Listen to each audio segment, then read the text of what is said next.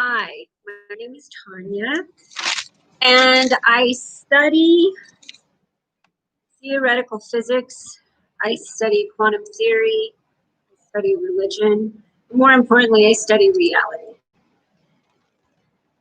So I'm going to go over some notes with you and try to explain this as simply as I can. Numbers show you a story. Now, if you don't know how to read the numbers, you're not going to understand the story. And so as I myself learn the numbers, I better understand the story. And I can also predict things that will happen based on knowing the numbers and understanding it. So the numbers in knowing in physics, Einstein was talking about cause and effect, and in science, these words, duality, string theory, cause and effect, laws of nature, and cosmology, were made of star stuff. This is stuff I can explain as it pertains to my own life. So I paint things before they happen. I paint, everything I paint tells a story. And everything my son painted told a story. Now, my son passed away. They found him on September 22nd. Now, I am going to tell you a story, and in quantum, the world of quantum physics and cosmology, they are aware that there is a person who has a set of numbers, and the universe somehow works around this set of numbers, and this person will explain how reality works by telling you stories. Now, I don't know if I'm that person, but I know right now I am that person. And so I will explain more than they've explained so far, and I will explain it in ways that you guys might be familiar with certain things. Some people study numerology. Now, numerology can tell you something, but it doesn't tell you why. Now, I'm going to attempt to tell you why. So every word that we know, that we write, our names, our addresses, the schools we go to, the streets we live on, the name of our apartment building, the name of your next door neighbor, the name of your dog, the name of your cat, the name of everything tells a bigger story. Like everything tells a story. These fabric animal heads tell a huge story. The pattern on this blanket tells a story. The pattern on this pillow tells a story. Now, my son passed away. And before my son passed away, I took a photo of him on this couch, on this sofa. And my son's name, the name I gave him at birth, was Noah. Now, before Noah was Noah, he was a female, and he was Princess Diana. Now, before you say, oh, she lost me right there, you should really listen, especially if you study physics, if you study cosmology, if you study any kind of anything that pertains to how the universe works. You're going to want to listen to this. So, in 2005, I purchased a house. I bought a house, and the address was 2242 Fair Oak View Terrace. Okay, the word fair will come up again. This house that my son, now let me go to now. My son passed away on the 22nd. Well, they found his body on the 22nd of September. Okay, the 22nd of September. My son was 22 years old, and the year is 2020. So that would also have the number 22. Now, if you're familiar with math, you can convert all of the word that comes out of my mouth into a math equation. Every word, every letter, turn that letter into a number. Everything will be conclusive. You can take every word, print it out that I speak, and it will turn into a math equation. Okay, so here we have Luke Perry. Luke Perry played Dylan in 90210. Luke Perry, the last movie he was in, he played the role of a guy named Scott. Now, here I am.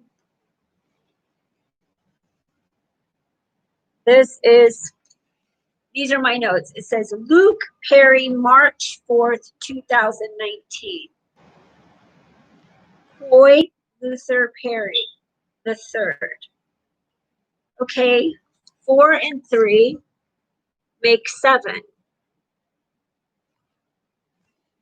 And I was working at 7111 Santa Monica Boulevard on March 4th, 2018.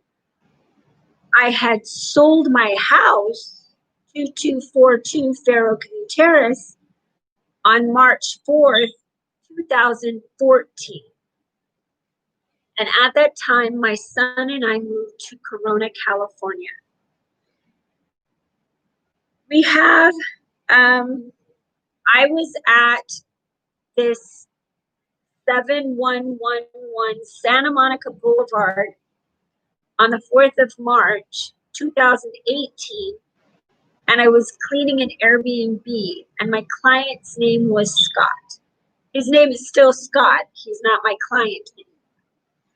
So I no longer work for Scott, but the last time I worked for Scott, the street that his Airbnb was on, or it's still on, but I don't think he's running Airbnb anymore, was Fair Avenue. And this was in Studio City. So Luke Perry, my client Scott, received a pay, rent, or quit notice. And March 4th, he had until the 5th to pay rent or quit. He chose to quit his lease. So for the month of March, that was his last month at that apartment. 7111 is my birthday, July 3rd. So all of our numbers would have to match. Now, I didn't know Luke Perry was going to pass away. I had no idea. I wasn't even thinking about Luke Perry. But then I look out the window. I was there working again on March 14th. But on March 12th, I painted a video. I did a live video and I painted Kim Kardashian, and she was wearing a hat. And I painted Kim Kardashian and a bunch of numbers, 17-4, some other numbers.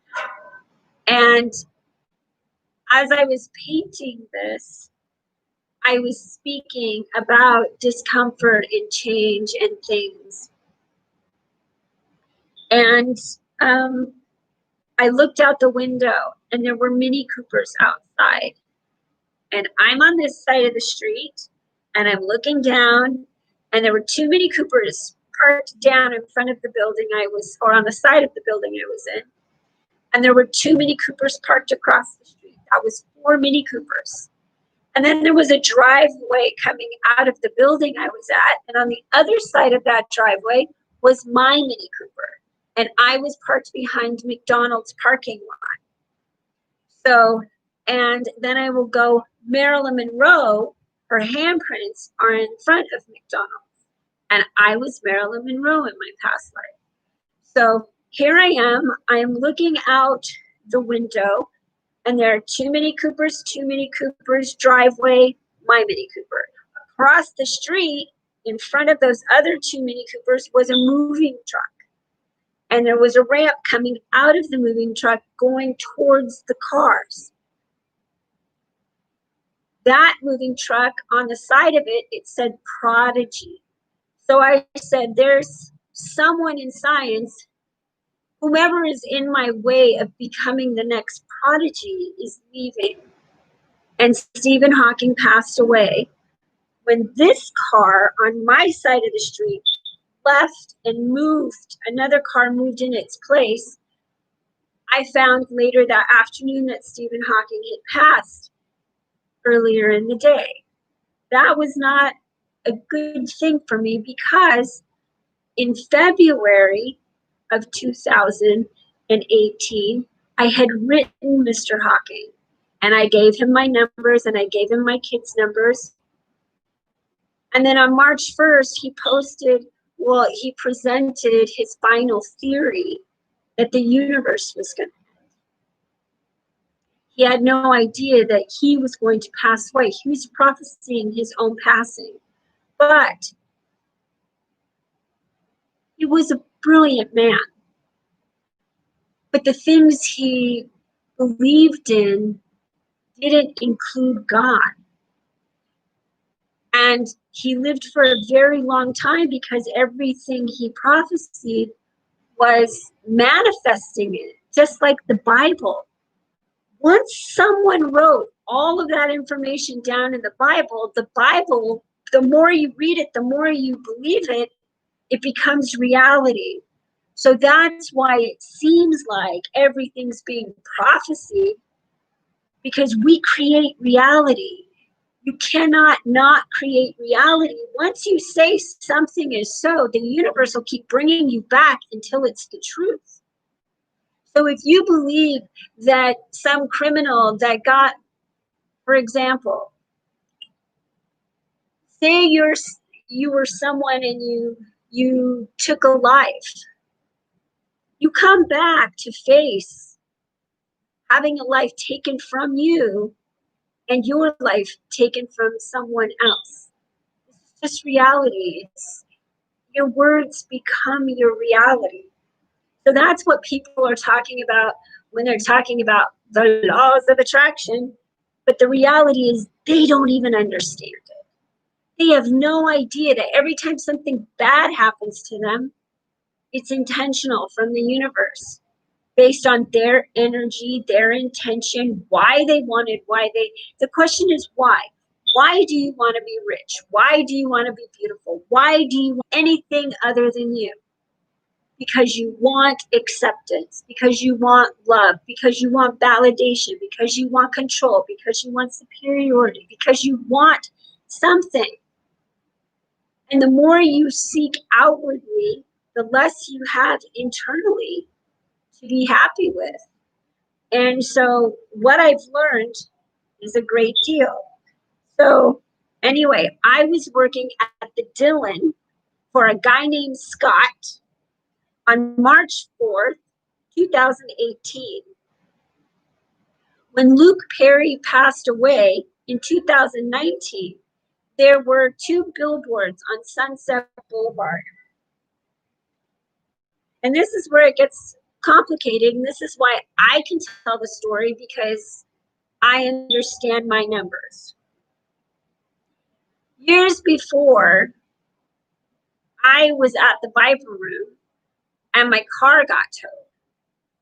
And so I called my ex in the middle of the night to pay for my car to get my car back. And conveniently, he picked up the phone that time.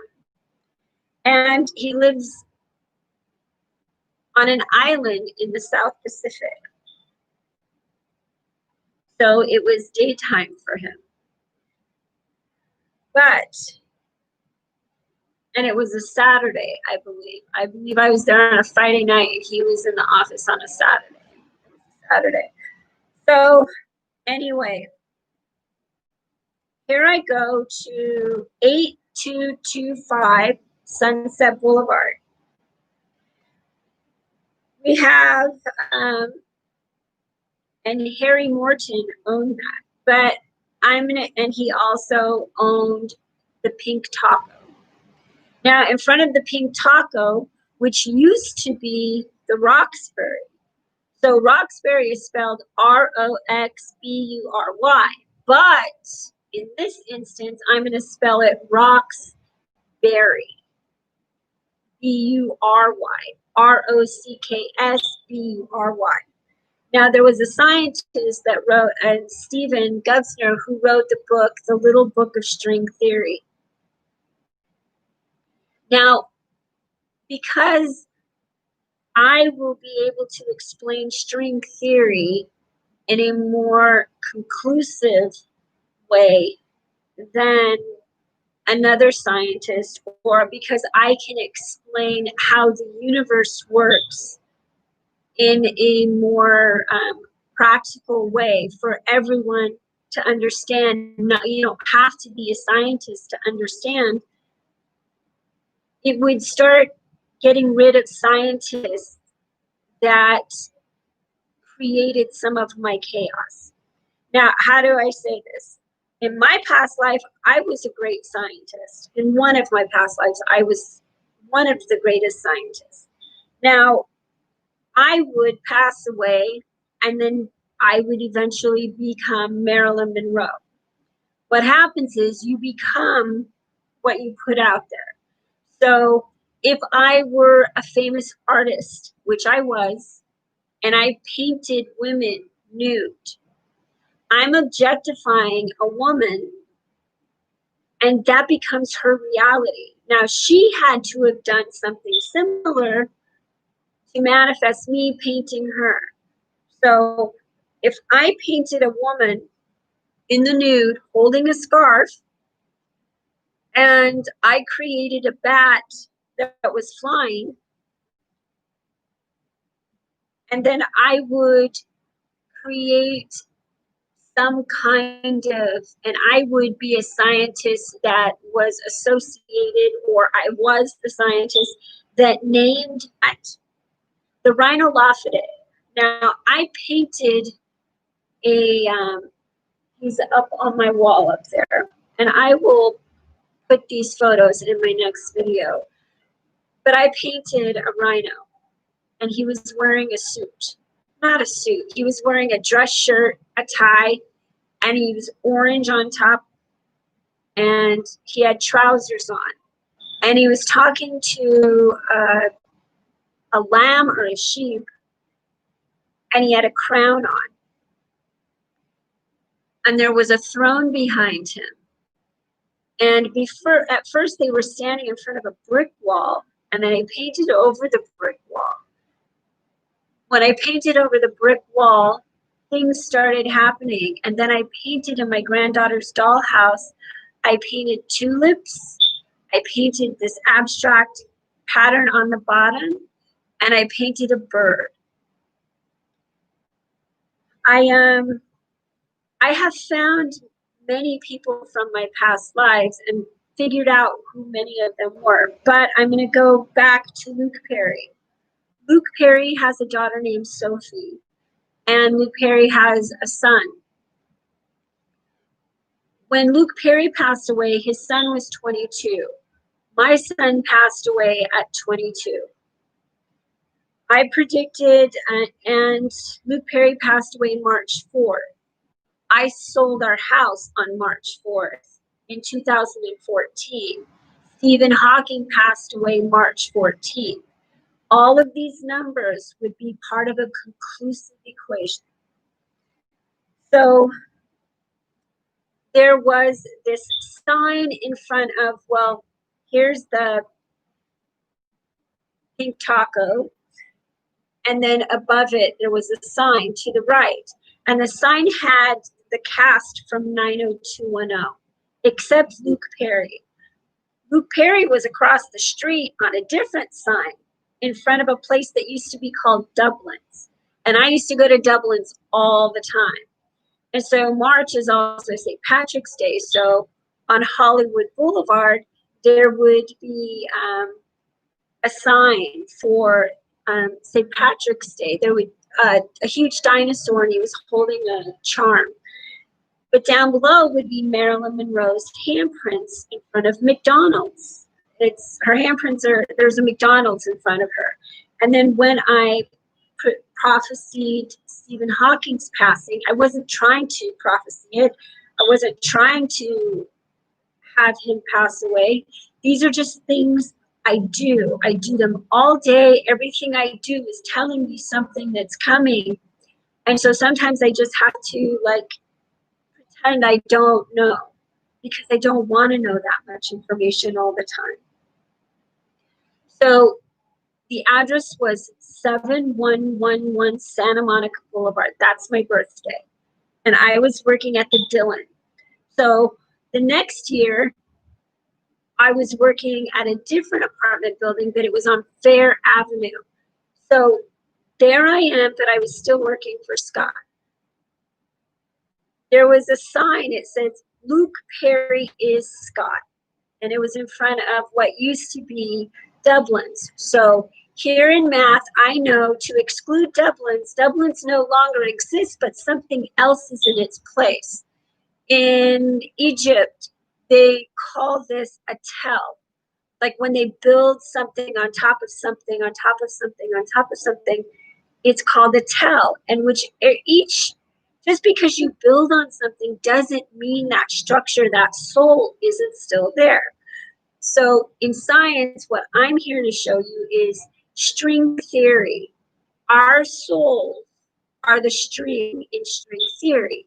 So your soul keeps being born over and over and over and over again to experience your judgments, your energy from a different perspective. If you're a racist, if you're someone out there that hates something, it's because you weren't in your past life, you were what you hate. If you hate who you are, you will come back to experience that same hate, those same words, the same judgments from a different perspective. So to give you an idea, Billie Eilish used to be Martin Luther King.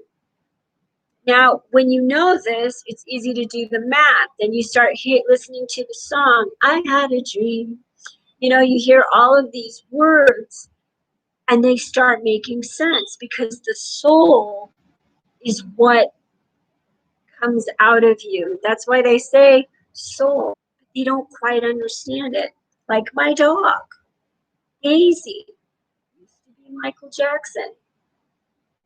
I was in the hospital when Michael Jackson passed away.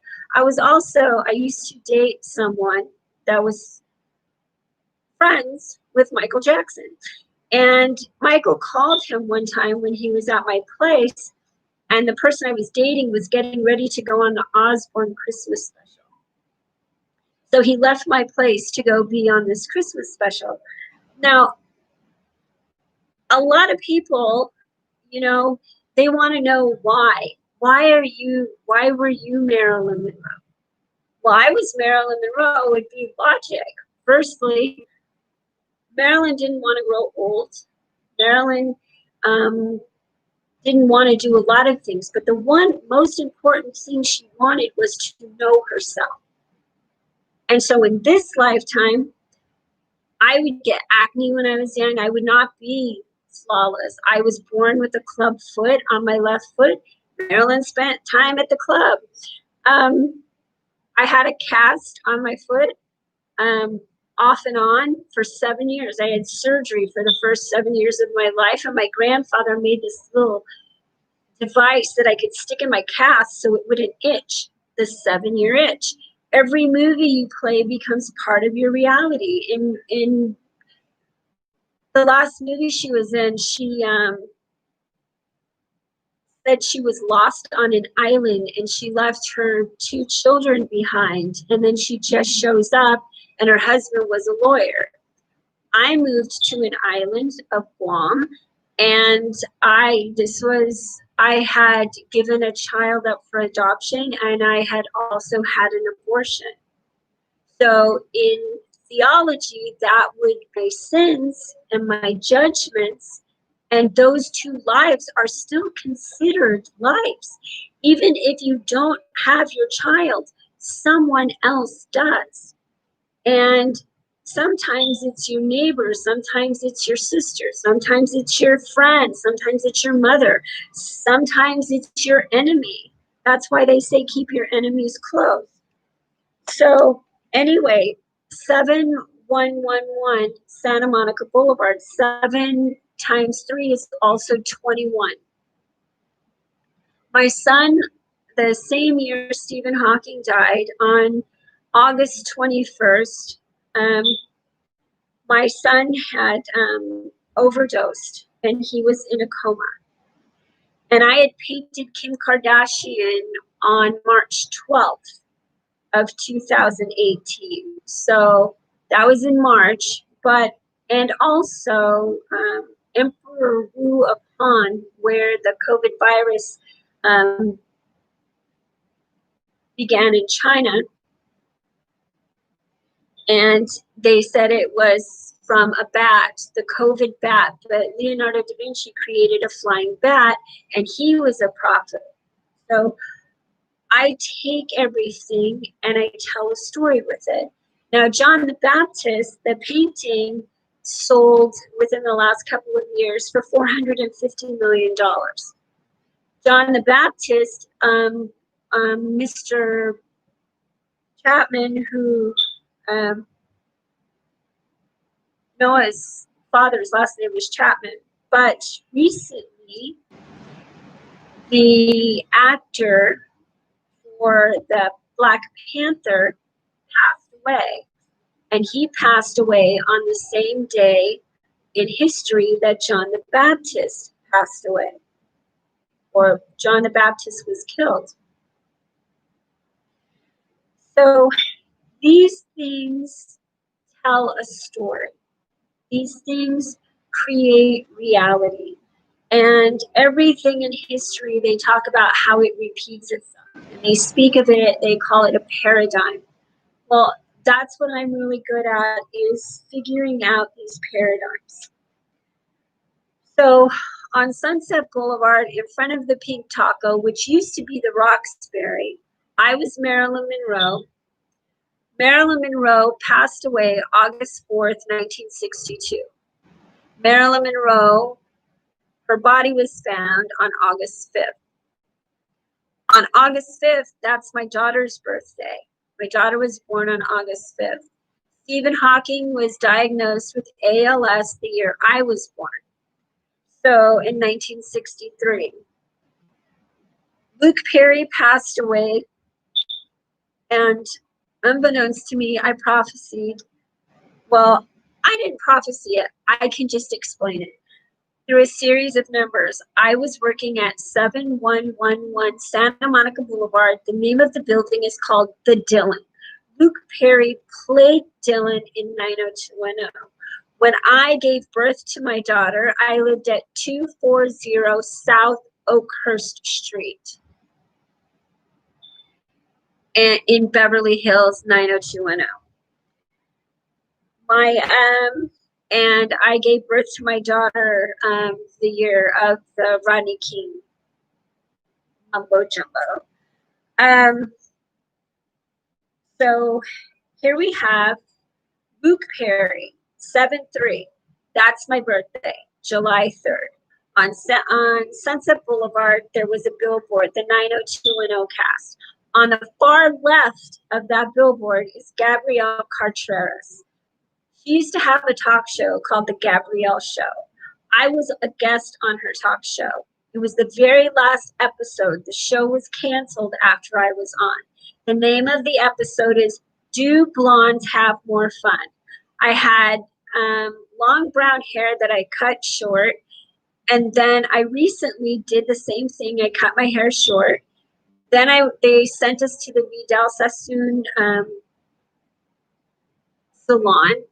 I got to meet Vidal Sassoon himself and his wife, and they were stunning. They didn't look like real people. They were so flawless. Then they cut my hair short and they bleached it blonde. And I was on there talking about being nice to one another and everything else. And it wasn't an interesting episode. And I was on there with my friend Louise, who had really, really long blonde hair. Now, while I was on there, I had a pinkish, purplish cashmere Angora type sweater. And my friend Louise had taken the sweater and she got makeup all over it. And I just colored my hair pink 2 days ago, maybe 2 or 3 days ago, and it just now remembered that sweater. So I had to wear this jacket that I bought, and I buttoned it up because the sweater was no longer an option.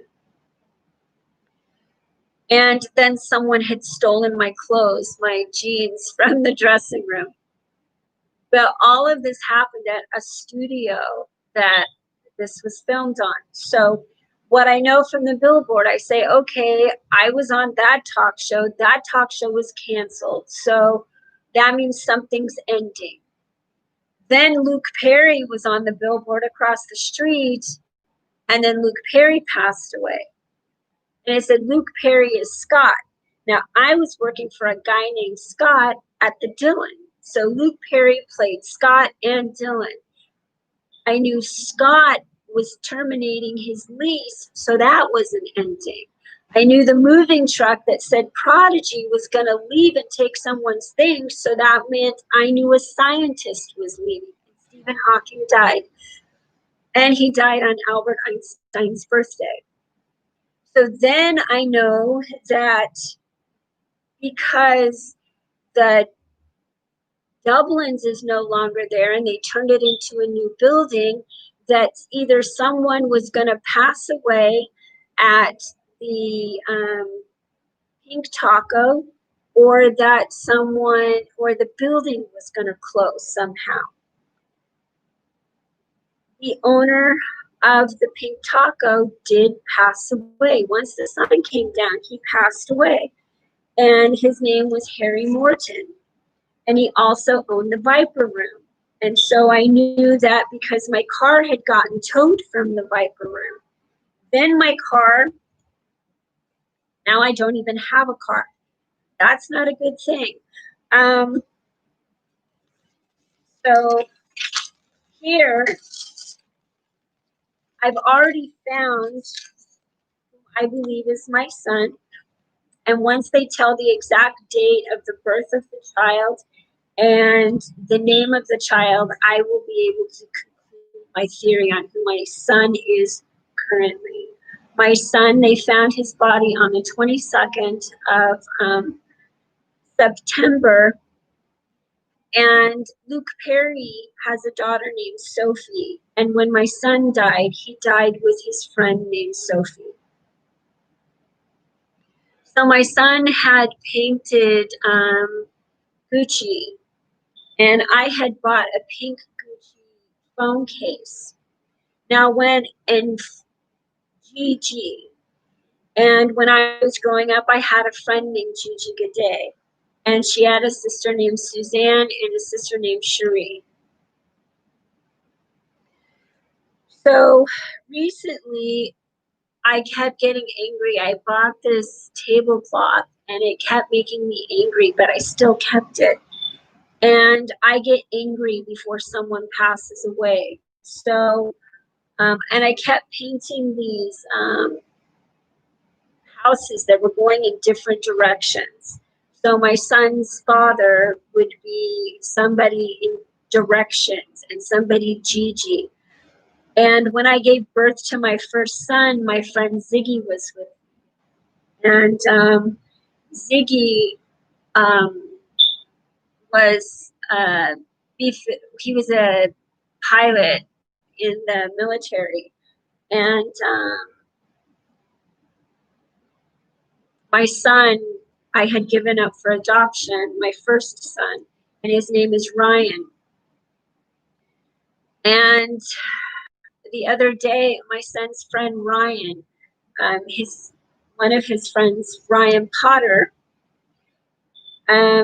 he was talking about Japan, and I had torn up a postcard from my ex to my son from Japan, and he sent it from the Crown restaurant in Japan.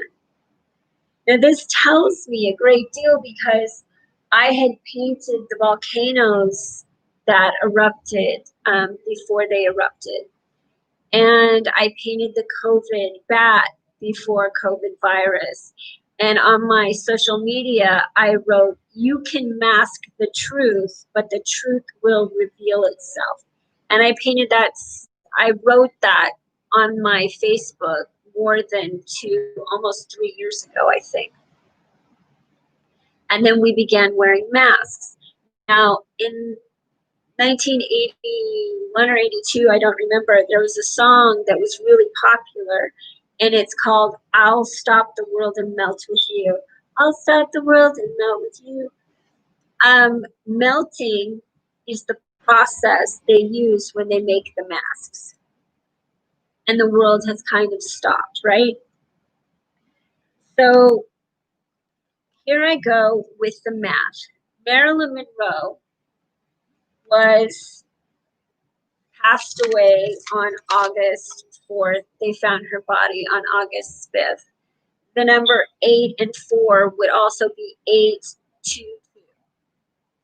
But my daughter, but 4 and 5 would be 9. So then you would go backwards, and in science, to go backwards is called intention. And intention creates reality. You have to go backwards to understand what's going to happen in the future. Now, Stephen Hawking was talking about portals and parallel universes. This is reality. What is within us, this universe, is reality. So the easiest way for me to explain that is to say that God is the universe, and the universe is reality. Now, God could say, "I will send my only son," and that would mean the intention of a mole. Marilyn Monroe had a mole. The intention would be to put his son on earth as a human, a different human in each lifetime. And it's stated in the Bible that Jesus would be amongst sinners and prostitutes and drunkards and everything else. But Jesus would be just like all of you, just like me, come through, and how you treat someone at their worst, then Jesus knows, right? Jesus knows. He's like, I remember when you abandoned me, and now you're on TV talking about how you care about poor people and everything, but I was your friend and you totally blew me off. Jesus is intention. So that intention is there. Jesus already knows you betray your friends and that you kick them to the curb. Jesus knows all your dark secrets, why you do what you do. But he's not judging you, right? He's not going to judge you. He's not going to say, "I'm judging you." He's saying, "You're judging me because you can, because you don't know I'm Jesus. But if you knew I was Jesus, all of a sudden you'd be my best friend. You want to know what I know." But Jesus he doesn't hide. He's just there. And he could tell you, "Hey man, I'm Jesus," and you'd be like, "I don't believe you." Now, firstly, Jesus wouldn't tell you he's Jesus. He's not going to go around going, "I'm Jesus, you're going to listen to everything I have to say," because he's no longer Jesus. His name might be anybody's name. He's going to have a different name in each lifetime. He's going to look different. He's not going to be Middle Eastern in every lifetime. As a matter of fact, he started out as pure energy. He didn't have a physical visual experience. The reason we have looks, the reason we take from nature, it tells you where you've been, who you are, and where you're going to go. Now, all of these patterns that I've been collecting, my son painted that. That's behind me. I painted that. It's supposed to be Marilyn Monroe and Diana combined, and she had lime green hair. My son passed away at 63 Lime Street. My son was born into a family where there are people with Lyme disease. These things are stories that start telling you stories. That in the hallway, that painting, I painted it, and there's a pink tombstone, and then there's a smaller pink tombstone, and there are fish swimming around the tombstone. That tells me that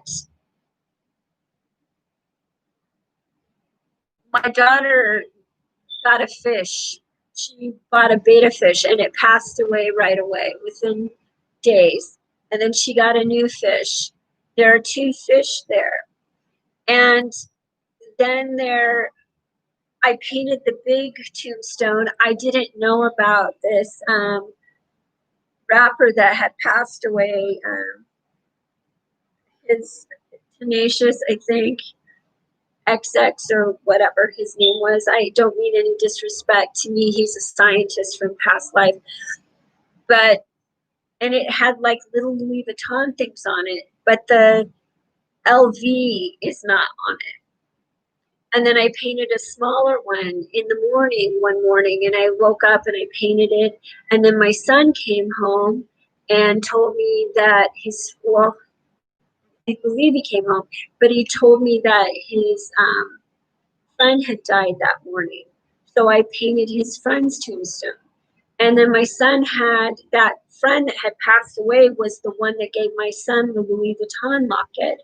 And then when Gigi Hadid's boyfriend posted a photo of him with his baby, he had that Louis Vuitton locket hanging down on his wrist. Now I painted my son back there, holding on to a stage curtain, and it's got sunflowers, and Zane has a sunflower tattoo. So that would mean wherever the baby's holding him, the tattoo would be in those various points in the photos. Everybody that paints is painting someone's future. If someone plays the part of Marilyn Monroe, Michelle Williams took the part to play Marilyn Monroe. Eddie Redmayne, who played her love interest, also played Stephen Hawking. Stephen Hawking said he wanted to put a picture of Marilyn Monroe in his book. He had no idea that I would be the one that would write the theory of relativity, but relativity means we are all related. It doesn't mean the same in a numeric as it does in a written explanation. We are all relatives. All of us came from the same energy. We are experiencing that energy from a different perspective. So don't judge people. When you wish something bad on someone, you will be born to be their child or their parent and experience that curse as if you say, I hope that person fucking loses all their money and ends up homeless. Well, I may come back as their child and they'll lose all their money and become homeless, and there will both be. When you wish it on someone, it becomes your reality. So be very careful what you wish on people. I always know what someone's wishing on me because and all the words they've said, and then I'm like, who did I say that to in a past life? So because I know Marilyn Monroe's got a lot of information, I'm like, what did she say in the movie? What did she do? What did she say? So Marilyn Monroe was born with 2 pinky toes, baby toes on her left foot. She had one surgically removed. I was born with a club foot on my left foot. In her last movie, she was talking about, she went to try on shoes and she goes, oh, I thought my foot was much smaller. Now my left foot is much smaller than my right foot by like that much, if not more, because it was in a cast for so long. Marilyn Monroe was cast in movies for so long. I grew up in Northern California. Marilyn Monroe's movie was in Northern California. I spent a lot of time in Nevada. My parents owned bars. Everything that was in those movies, I was roller skating. I was engaged to a chemist. All of those movies, I had a boyfriend named Joe, not a husband, but I had a boyfriend named Joe, whose brother Pat played professional baseball, and he was married to someone named Marilyn. My ex hired a lawyer. Her name was Marilyn Jean. Marilyn Monroe, Marilyn wasn't her real name. Norma Jean was her real name. All of the names, all of the words. So then I go to the lawyer and I'm like, what does the lawyer have to do? The lawyer was responsible for my finances. That means I'll be responsible for my finances. Marilyn Monroe, I'm no longer Marilyn Monroe. Now I'm Tanya Marie. My last name is Harris, but my maiden name was Reese. My dad's name is Reese. There's a scientist named Reese. These things, and then I go to Google the scientist named Reese, and then he's talking about someone that passed away, another scientist. So all of these numbers compute a past life story. Every scientist that's out there calculating numbers and everything, everybody's going to come back and they're going to be a normal person. They're not going to be educated like they were. They might be smart, but they have to pay for all of that energy. Say you're a scientist and you accept $1 million grant and you're talking about how people are starving in other countries and your grant is to go do data and everything. Instead of giving the $1 million to the people to eat, you're spending it to pay yourself and to research and have a team. The universe sees that as ego. So that's ego. If you're someone over in Africa and you're building wells and you're doing all this stuff and you're over there and you're showing pictures of yourself on your social media with these kids, you will be those kids. And that's where judgment comes in, because then you're like, I wouldn't want to be those kids. Those kids like have no water. They have no food. They have no nothing. And the universe says, what? Are you judging the people you're making money off of? Are you judging the people that are getting you 1 million followers on social media? Are you judging those kids? Fine then, we'll fix it. We'll start taking your family members away so you're distracted. We'll start doing all kinds of things. That's what judge not lest ye be judged means. It doesn't mean, oh, I'm not going to judge you or someone's going to judge me. It means your whole life. YOLO does not exist. You only live once does not exist. You only live once in each moment as it's happening, as you are now. Like, I'm only Tanya with pink hair in this environment, this lifetime. Now I may come back as that giraffe, experience someone with pink hair and a dog. I may come back as a real giraffe experiencing this reality. Or I might come back as that guy experiencing this reality. But I will never again be this, experiencing this reality. But the reality is we all take turns. So whatever you hate, you will experience your hate from their point of view. Whatever you love, you will experience that love from, if you're like, oh, I love this hamburger's amazing. And that cow is like, I'm so glad you love me. The guy that used to beat me before he like killed me and all this stuff, all of a sudden you might get your ass kicked, but then you won't have to come back as a cow. Who knows? It depends on your intention. But just know we take turns being cows and monkeys and ants and cockroaches and butterflies and everything else. So what I do is I research how long does stuff live? What kind of life do they have? What kind of experience do they have? And would I want to have that experience? Would I want to experience me the way they're experiencing? Would I want to, if I was accused of a crime and I died before I paid for that crime, I would be born to experience what I thought. Say your grandpa committed a crime in his past life, and you're watching some guy on the news who committed the same crime your grandpa committed, but you don't know your grandpa committed that crime. And that guy tries to take his life. And you're like, no, fuck that guy. He needs to spend 100 years in prison. He needs to rot. He needs to fucking suffer. All of a sudden, grandpa starts suffering. And then you pray to God, please don't let my grandpa suffer. I don't want to see my grandpa suffer. And then that guy gets off and he doesn't go to prison. And then you're mad. You're like, that fucking guy needs to go to prison. But I'm so glad my grandpa's okay. And grandpa drops dead.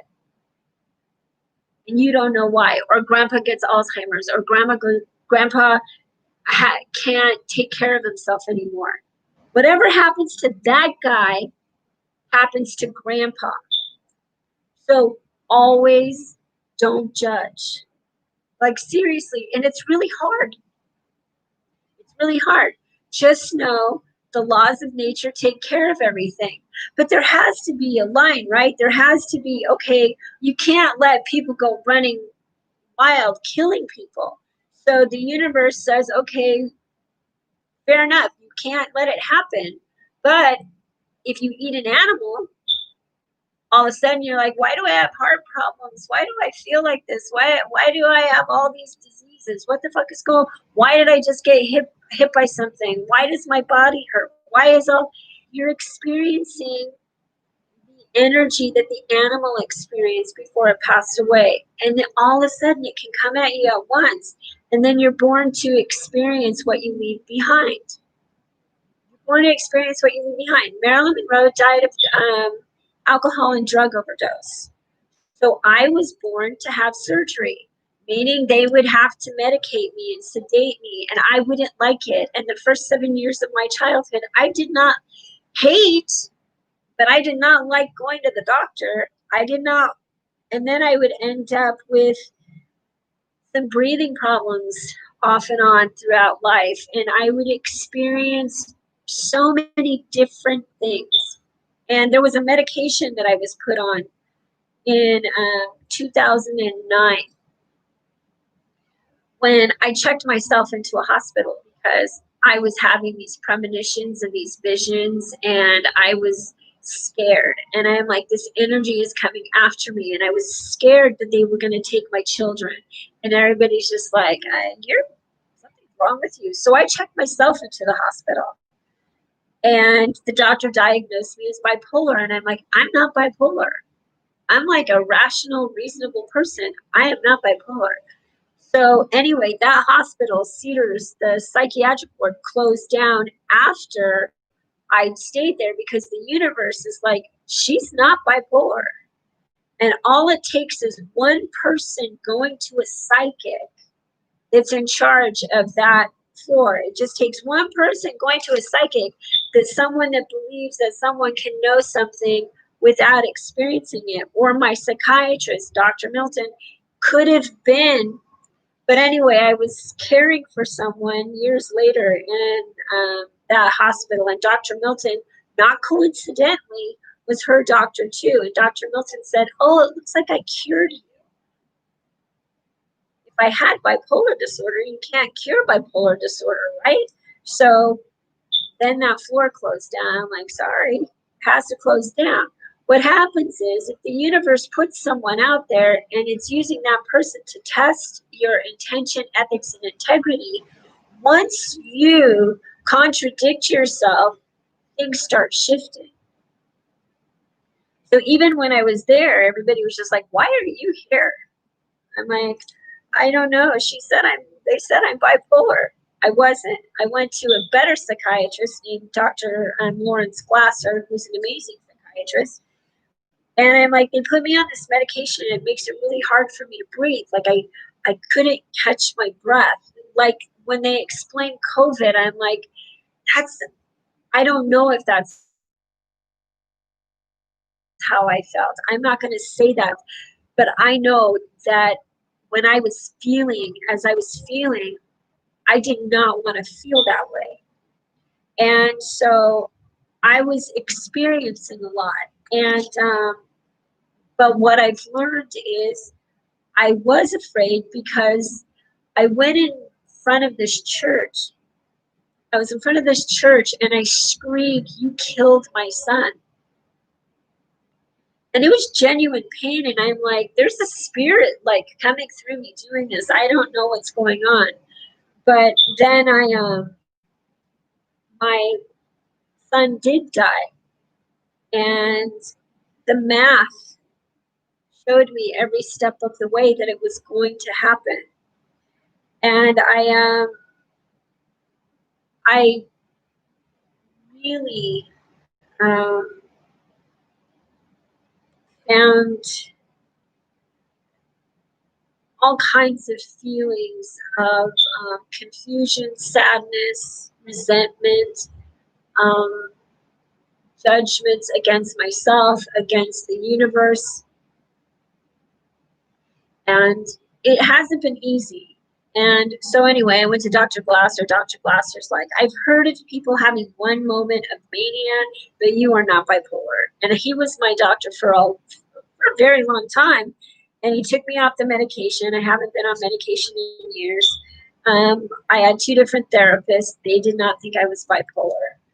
And one of them said to me that I was the ideal patient because I was logical. I'm not someone who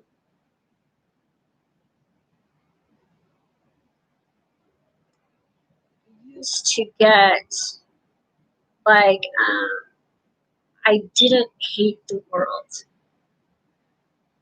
I didn't like myself very much. And I had really low self esteem. But that was based on what people told me I should be.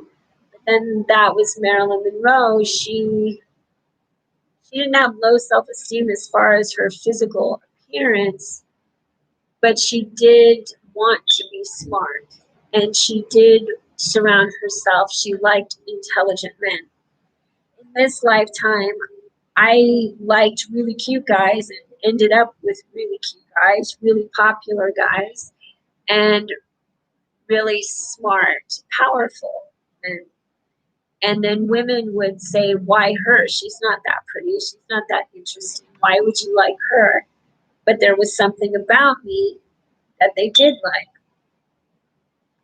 And so in this lifetime, I stopped dating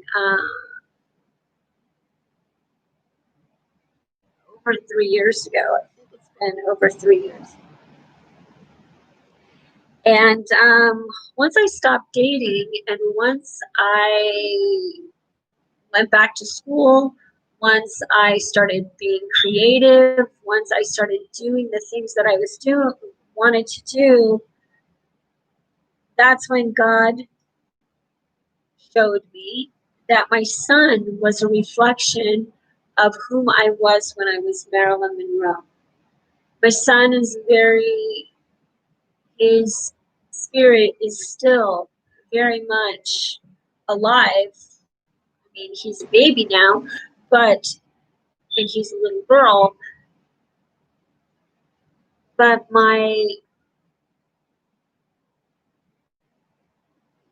he dealt with my sins. That's what it means, born into the sins of your parents. And my son dealt with, he said he felt like I wasn't completely there.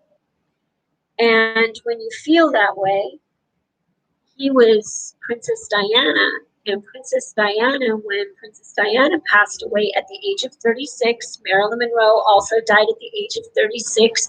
My son died at the address of 63, which is 36 in reverse, Lime Street. And 3 and 6 is 9. He died the 9th month on the 22nd day, and my son's birthday is May 22nd.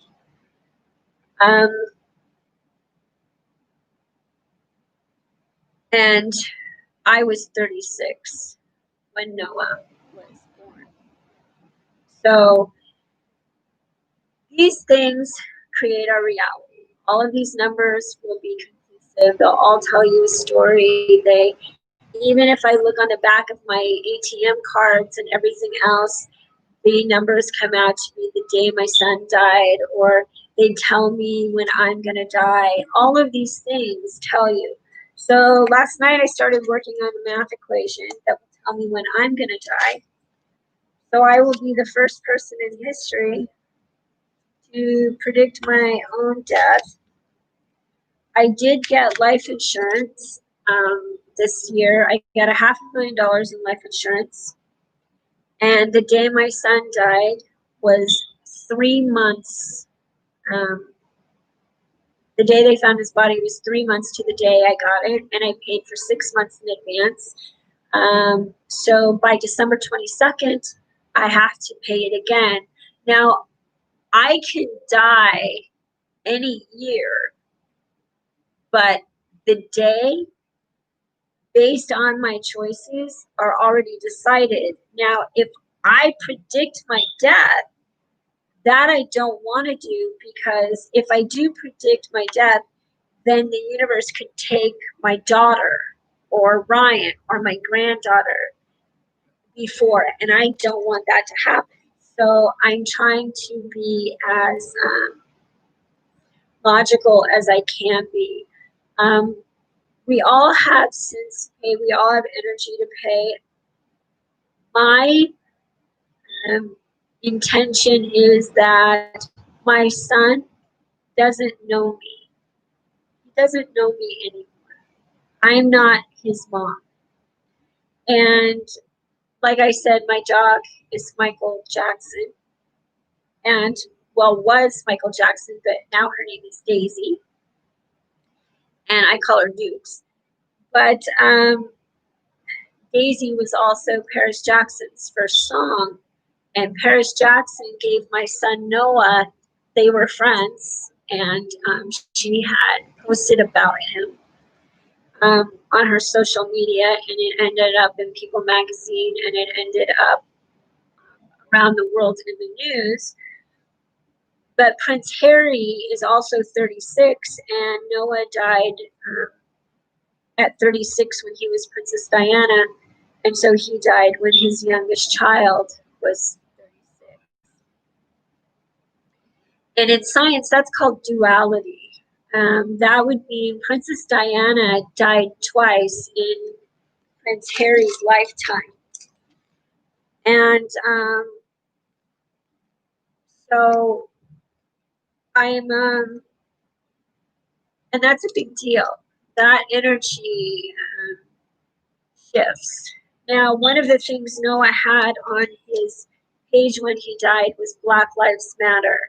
Noah also had a tattoo of a Playboy bunny, and there was a picture of him with my friend Darby. Her name's Darby Walker. And there was a picture of him with her, and I cropped her out of the picture. And I posted this picture of him. I love this picture of him. And but I'm not friends with Darby anymore. But Marilyn Monroe is buried next to Hugh Hefner, Playboy Bunny, and there's someone named Darby. Where her tombstone is, there's someone named Darby, and down below there's someone named Walker.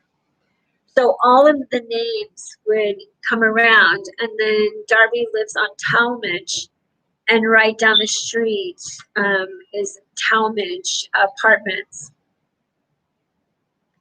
So I would be surrounded by all of these words, all of these numbers, all of these things. Now I live in Koreatown now, and in Koreatown is where the Rodney King riots began.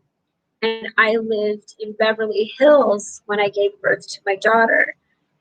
And I had my daughter on August 5th, 1992, and Dr. Toe was my OBGYN.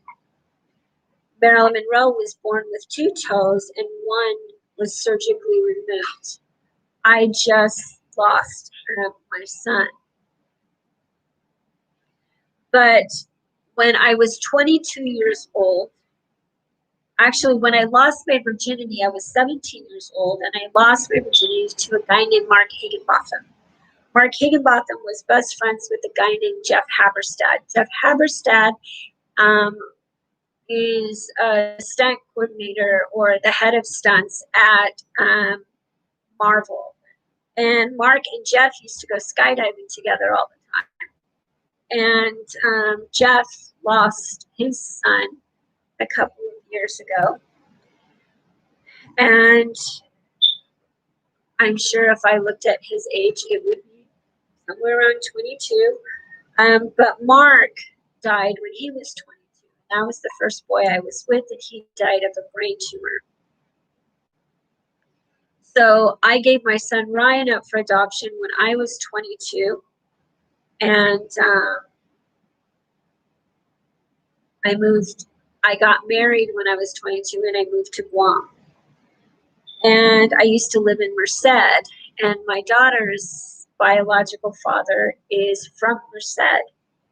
Now, all of this stuff was prophecy before it even happened. And it's all ethics. So if someone's telling a lie, say a criminal, all I have to do is look at their childhood. If they start telling me their childhood, I can tell if they're guilty of the crime or not. Because the numbers and the logic would have to equate to what happened. Now, if they tell me about their life, I can tell you about their past life, but more importantly, I can tell you about the lies they're telling about their childhood and stuff, because everything would have to equate. In order for my son to die of a drug overdose, I had to have been on some kind of drug when I got pregnant, which I was. It was GHB. And the first time I ever tried drugs was right before I got pregnant with Noah. And I tried getting high for the first time on marijuana. And then I took GHB because I didn't want to buy drinks for everybody. And someone offered it to me. I didn't know what it was. And so I asked to take it. And I took it a total of, I believe, 2 or 3 times. And I think I tried marijuana once, and then I tried marijuana again with my boyfriend in Canada. And these things all create reality. Now, it's not a coincidence that Michelle Williams took the part of Marilyn Monroe, and then Heath Ledger died right after.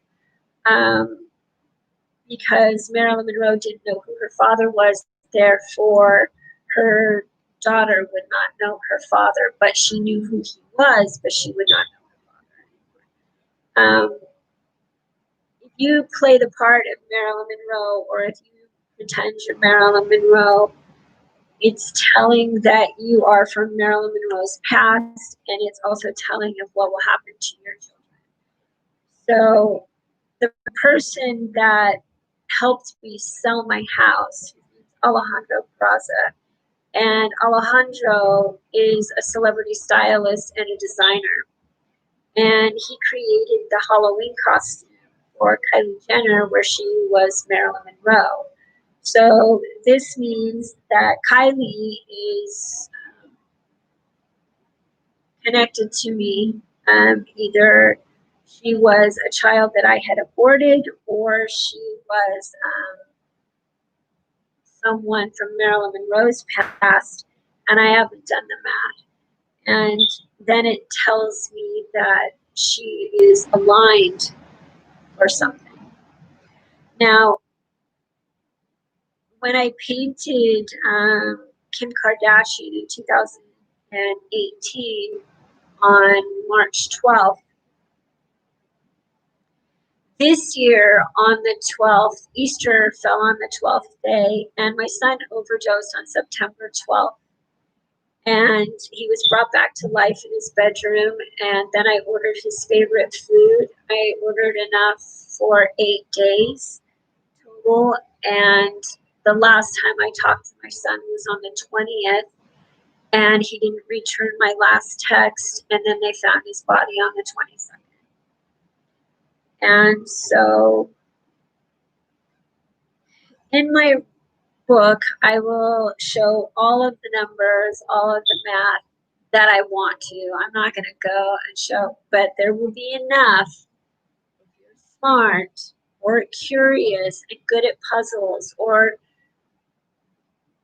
you like mysteries, you'll be able to figure out the rest. You'll be able to, it'll teach you how to cope. It will teach you how to understand reality, how to understand psychology, reality. It'll help you understand. Actually, psychology is a little inconclusive. And because what happens is if you test on animals to save a human, you're actually going to create more reasons to not be able, you're creating things where you can't save humans. Like COVID. They're not going to find what they're looking for. If they test, the more animals they test on, the more people will die. The more animals they test on, I'm telling you this, it's not going to get better. The only thing that's going to get better is if we stop testing on animals, we stay at home. We stay at home for at least 6 weeks. The only way this thing's going to go away. It's just not going to go away. This election, I already predicted there would be no president, that we would not elect a president. And look, it's not going to go as planned. They've got mail carriers dumping mail. Why? Because the universe is aligning. What happens if a mail carrier dumps mail? They don't know if all the ballots are being counted. Then you're stuck with Trump. Only that's not going to happen either, because then he would end up not being here for some reason. It's tragic. I've already predicted all of this stuff. I'm not going to predict anymore because I don't want anything bad to happen to my family. I'm just saying straight up. Donald Trump is not the enemy. I don't like him. I'm not going to vote for him. But I don't like Biden Harris either, and I'm not voting for them either. I don't like any of them. And it's pointless because none of them are going to be the president of the United States. Watch and see what happens. Watch and see. Everything I predicted has come true so far. So I personally don't think any of them are reliable people to be the president of the United States. I don't think we should have a president of the United States. I think there should be a fair democracy where there are people from all different beliefs. But the reality is, once people find out that if you judge anybody, okay, say you're like, remember Rodney King? Rodney King got his ass beat. But if you are a man or a female and you see someone beat the fuck out of your mom and beat the fuck out of your sister, are you going to say, someone needs to beat the fuck out of that guy? Well, that's what happened. Did you know Rodney King went to prison because he beat the fuck out of his wife and tried to kill his daughter? No. People don't know these things. And then they say, oh, he did it because of the beating. No, no, no, no, no. That's not what happened. He tried to rob a liquor store or something of that nature, and he took a pole and he fucking hit somebody in the head with it. And then later, he got the fuck knocked out of him. Now, if you're the person working at the liquor store and someone hits you with a fucking pole, are you going to put the energy out into the universe? Someone needs to beat the fuck out of that person? Or are you going to go, fuck, his life matters? Okay, so now what I'm telling you is don't use that to do riots. Now, I think it's unfair to judge another human based on the color of their skin, the way they look, how old they are, how young they are. I think it's unfair to judge anybody for anything. But what I do know is we're born to experience our past judgments. And you can't go to church and praise God and give money to a pastor and a minister for what? So they can buy new shoes? While they give everybody else your hand. Do the pastors and ministers wear the hand-me-downs that are donated to the church? Do they eat the cans of food that are donated to the church? Not always. Do you think the Pope fucking eats leftover fucking macaroni that you didn't want from last year? What the fuck has the Pope done? Nothing. These are called false prophets.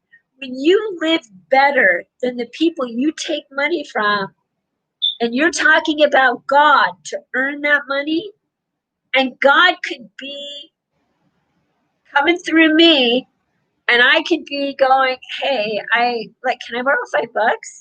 And people be like, no, fucking get a job. And I'm like, but you donated $5 to the church, and I'm God. Like, fucking, why would you give the church $5 and you're asking me to fucking pay for your sins? Use logic.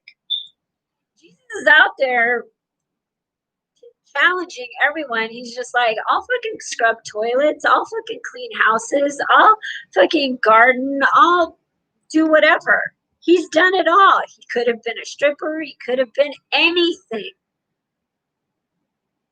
Because the only way he can pay for your sins is to understand where you're coming from. Because if he's going to go around, like back in the day, it said Jesus was going around healing people. And so if Jesus is healing people, then Jesus would have to experience what it felt like to be healed. So he would have to come back and he would have to experience all the people he let, like, say God's like, okay, that guy was like a fucking creepy, disgusting human being. And so I made it so he couldn't violate anybody anymore. And then Jesus comes along and goes, oh, you're all better now.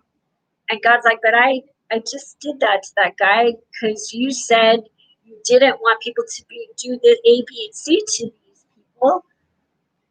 So that would be how he would pay for sins. He would have to experience reality. And all of us do that. If you say, I think that guy needs to be let off the hook, or I think that guy shouldn't pay for that crime, and you commit theft.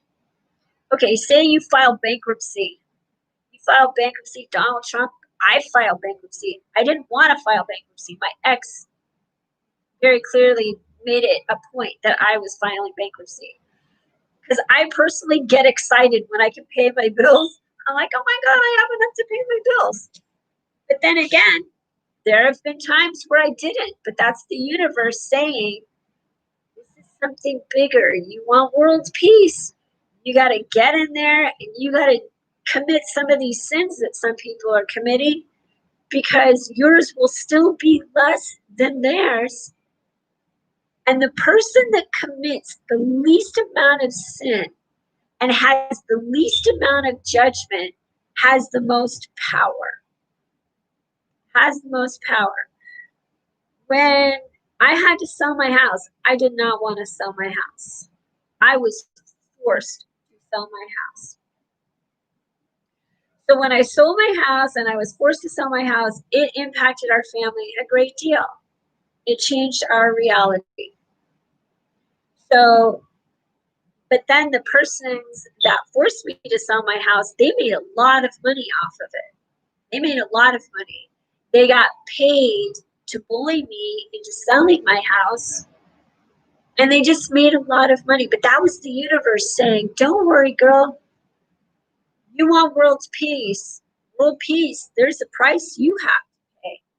Because I begged God. I don't beg like this. I begged God to help me not love my ex anymore.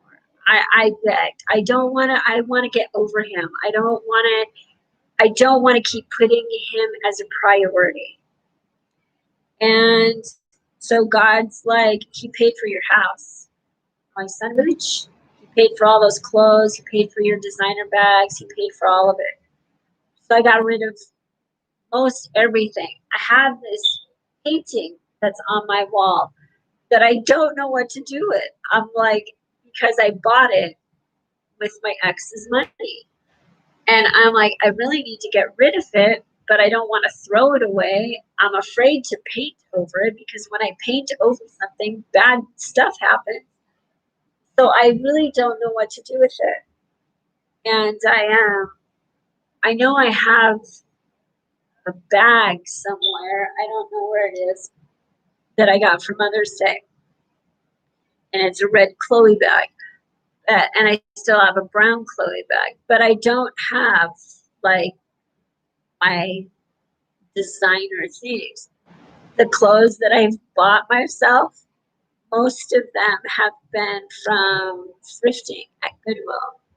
And most everything that I have has been paid for by me somehow, some way, money that I earned. And it doesn't matter because at this point in time, I'm less about focusing on the stuff I used to focus on. I don't have housekeepers anymore. I don't have nannies for children anymore. I don't even have a car anymore. And that's ironic because I used to be the person that drove all the time. Like I was the one that picked everybody up because I always had the nicer car. I always found a way to just be able to do what I wanted to do. And that's what I still do. But I still do things for other people. I'm the friend that like will help you clean your house. I'm the friend that will like listen to you talk about your problems. And the thing is I didn't listen to my own son talk about his.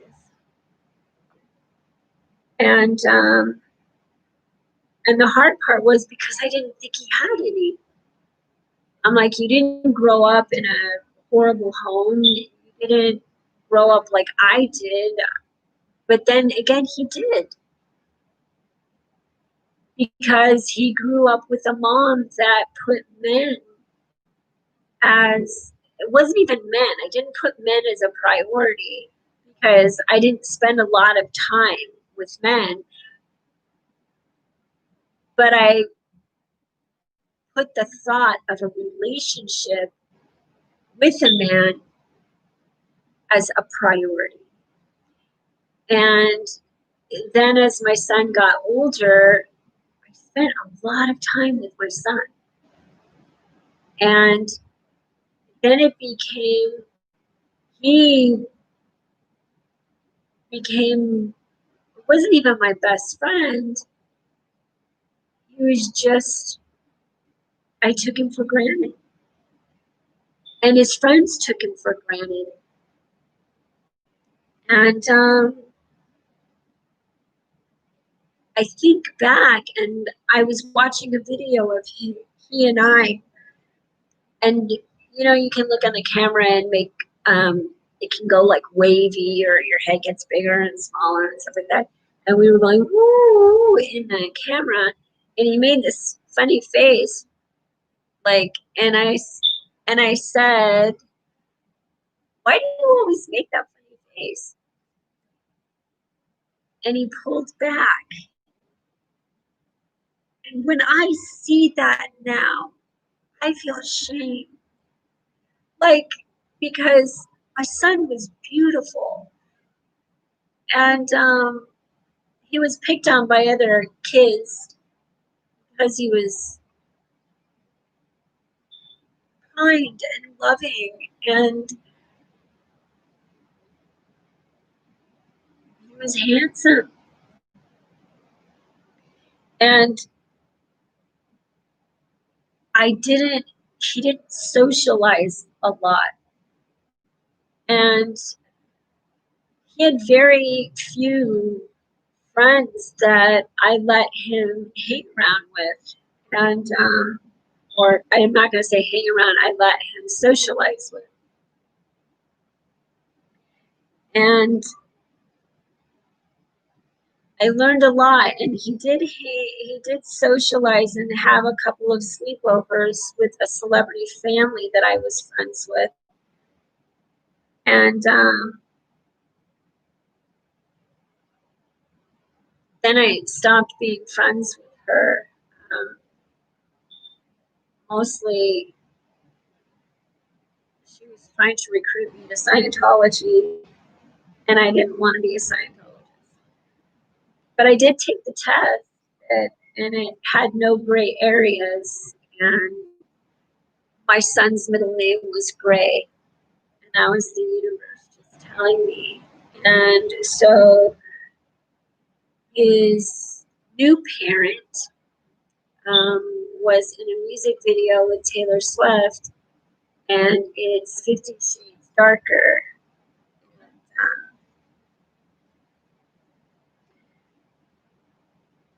He's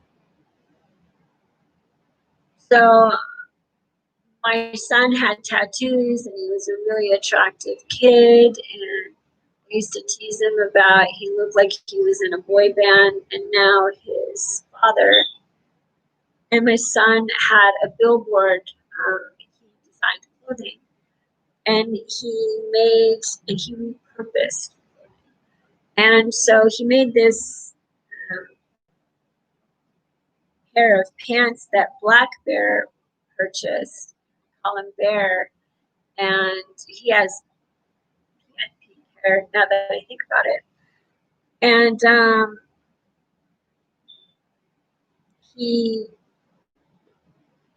wore them on his album, and that album cover was in Times Square. So my son wasn't even trying to get his clothes on Times Square. He was just trying to sell them.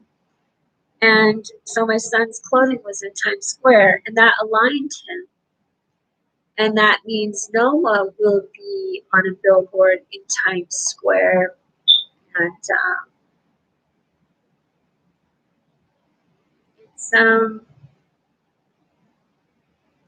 it's a lot of math, and it's a lot of understanding.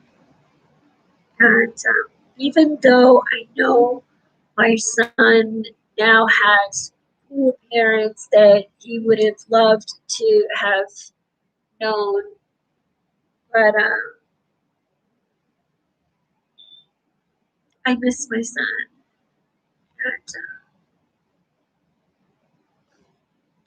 And, there was a physicist who said whoever writes this theory has to be really strong, because they'll experience things in a different way than other people will experience them. And just because someone is really smart doesn't mean they don't have feelings. And so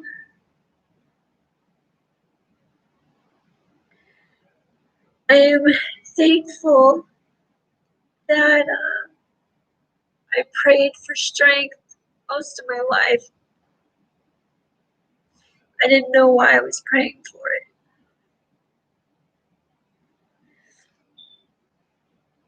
And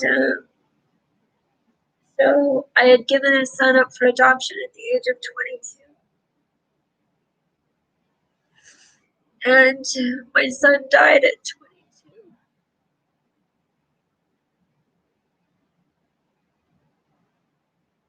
So I had to experience all my sins through my son and my judgments through my daughter. And my firstborn son, Ryan, deals with trying to understand numbers and patterns and things.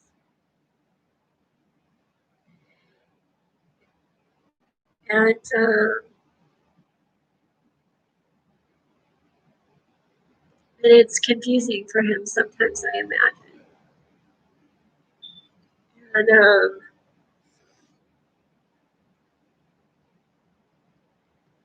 I don't think most people understand it like I do.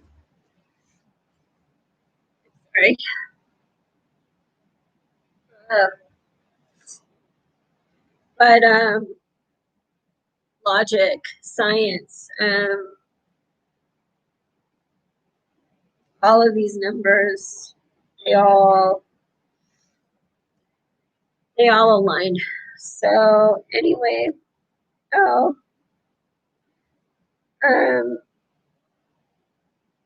my granddaughter and I had painted this dollhouse with my granddaughter before my son passed away, and one of the walls had a bunch of tulips on it, and another one had a bird, and then another one had an abstract painting.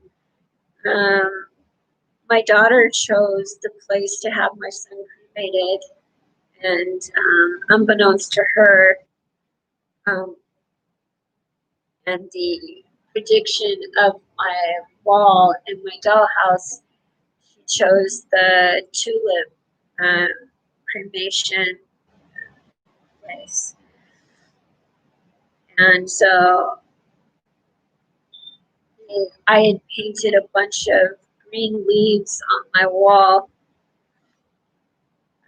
And then Noah came in the room one day wearing a tropical shirt with green leaves on it. I said, dude, I just painted your shirt on the wall. That's so weird. And my son died at the Greenleaf Hotel. So I paint the stuff before it happens. My paintings predict things before they happen.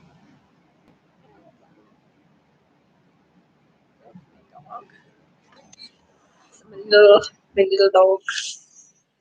So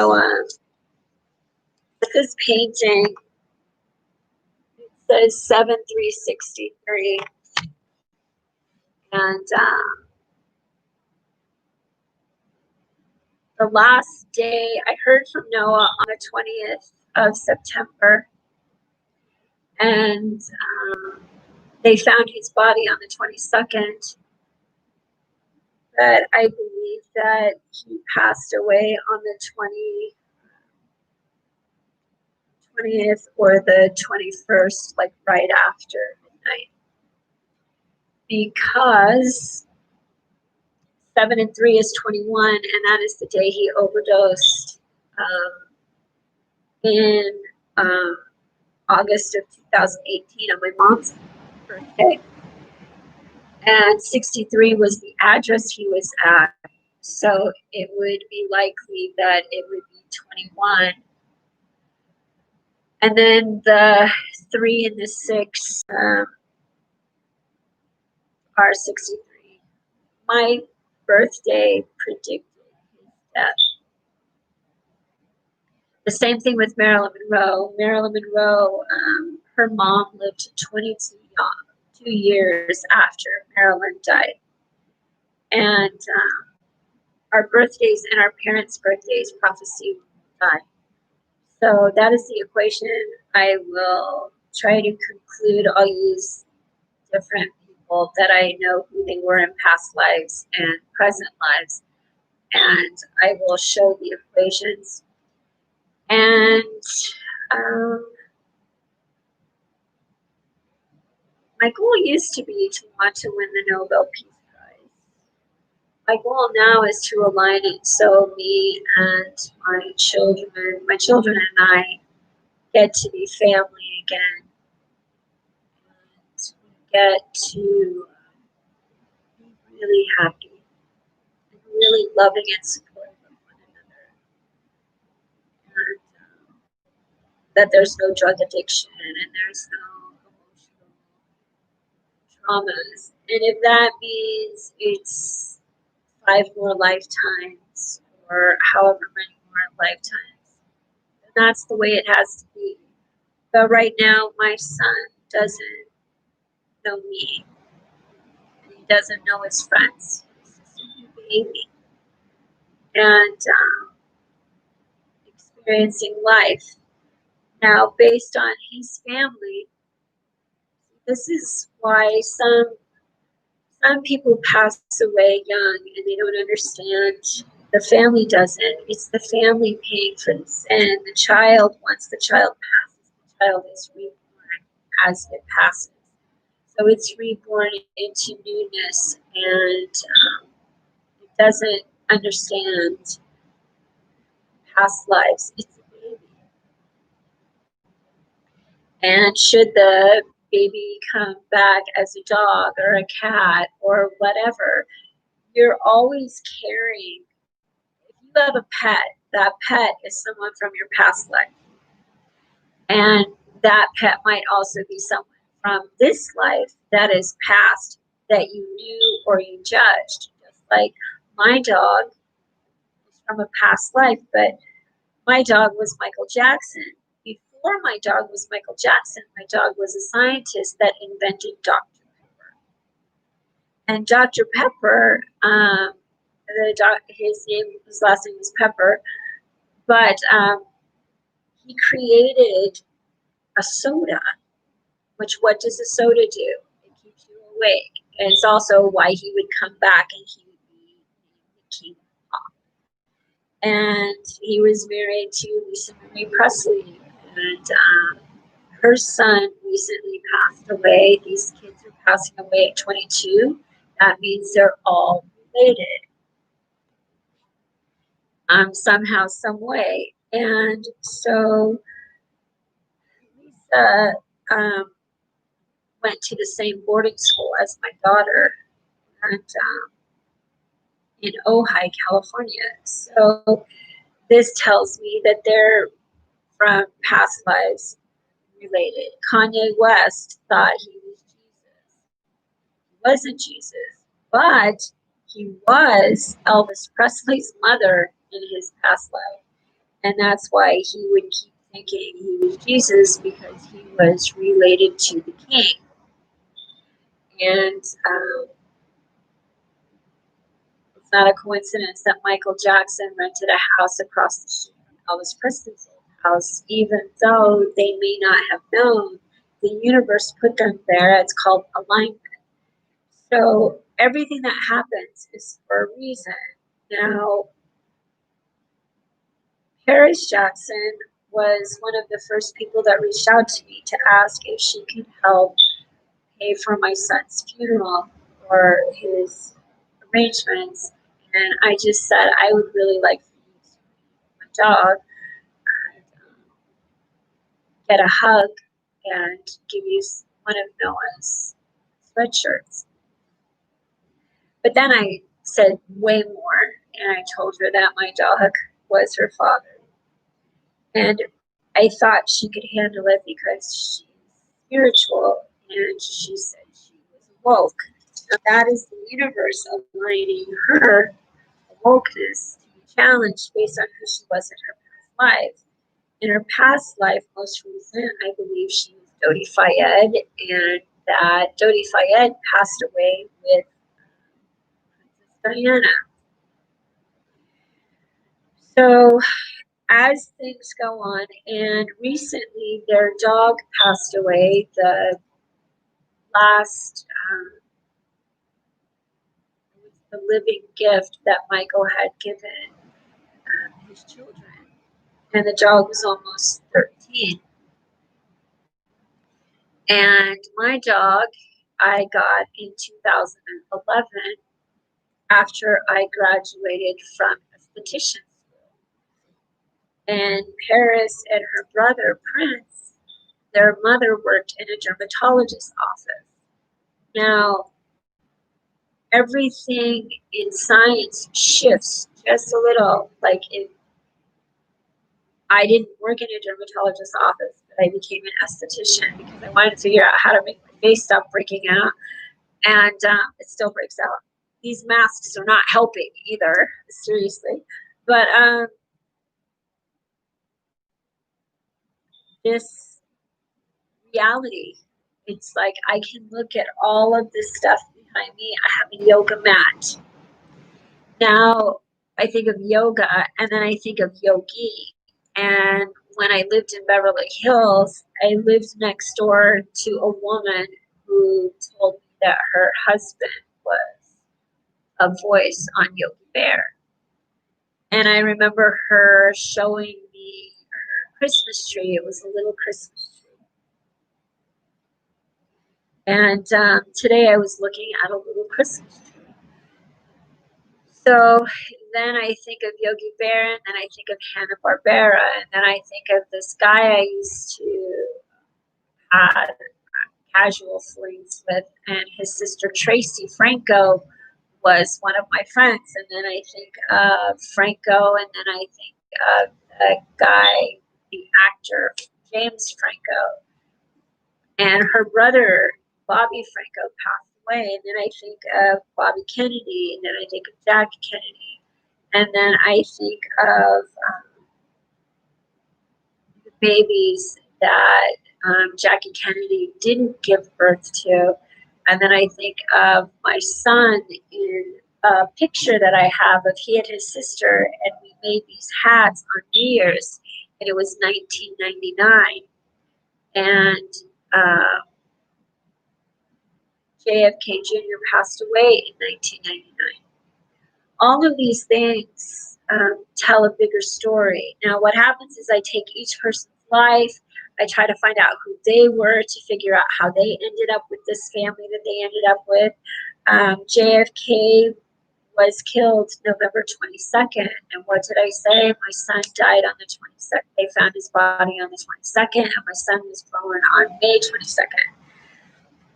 Princess Diana, when you have an abortion, that child is born anyway, and the child has to experience that passing, the soul. And so you imprint on that soul. So when Princess Diana, Marilyn Monroe had a relationship with a man named Charles Spencer Chaplin, Charlie Chaplin's son. And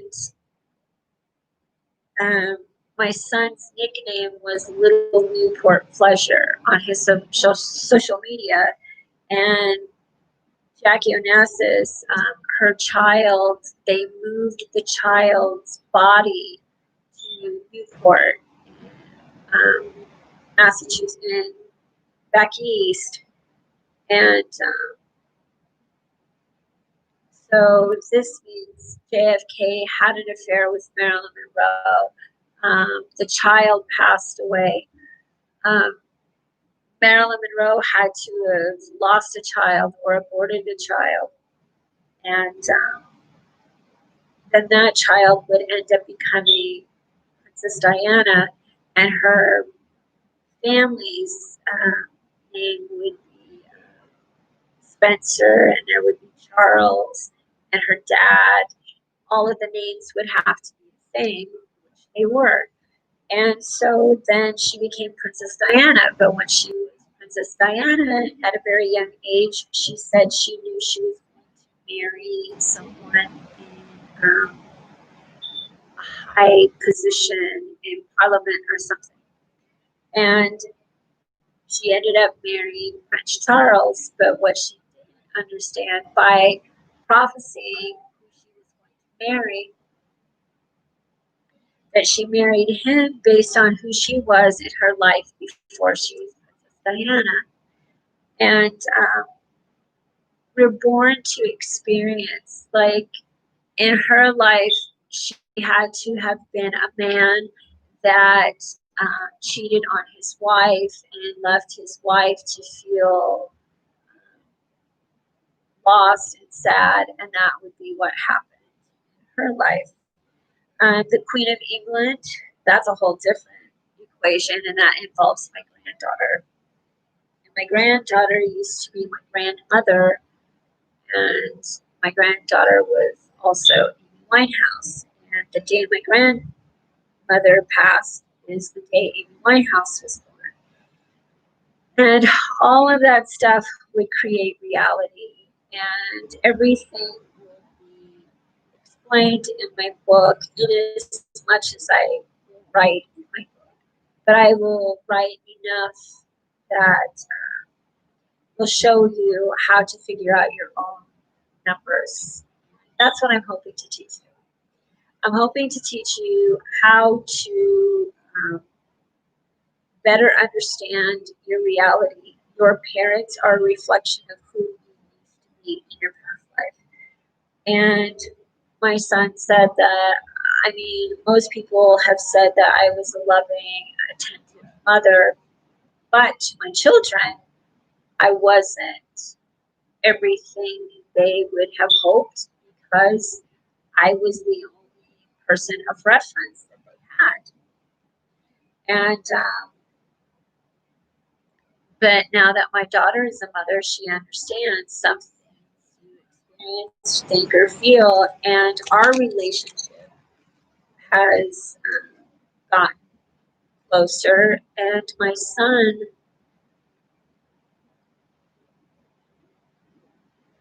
we were very close, but at the same time,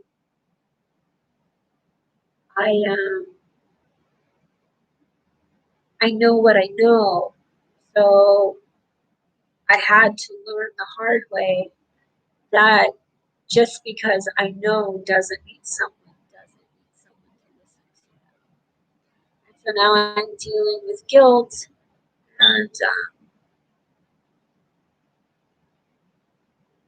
I wish that I would have done listening when he was really little. Because Marilyn Monroe grew up in a foster home.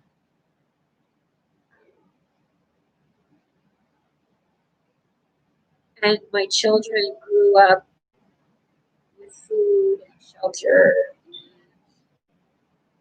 things that I had also, but I didn't have a mom that listened to me. And my mom was working all the time. So I figured because I was spending so much time with my kids, that was as good as listening. And it wasn't. So hopefully I will be able to help people become closer to one another and listen to one another and ask questions. So anyway, I'm going to finish this out. I've almost been doing this hour and 15 minutes. So, and the numbers create my reality also. So the last thing I want to do is have any more surprises right now. I painted my granddaughter's dollhouse. We painted it dark blue, like a sea blue over green, and my daughter's hair is a lighter version of that color. And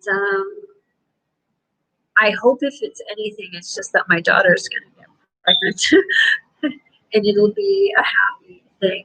I really don't want any like sadness or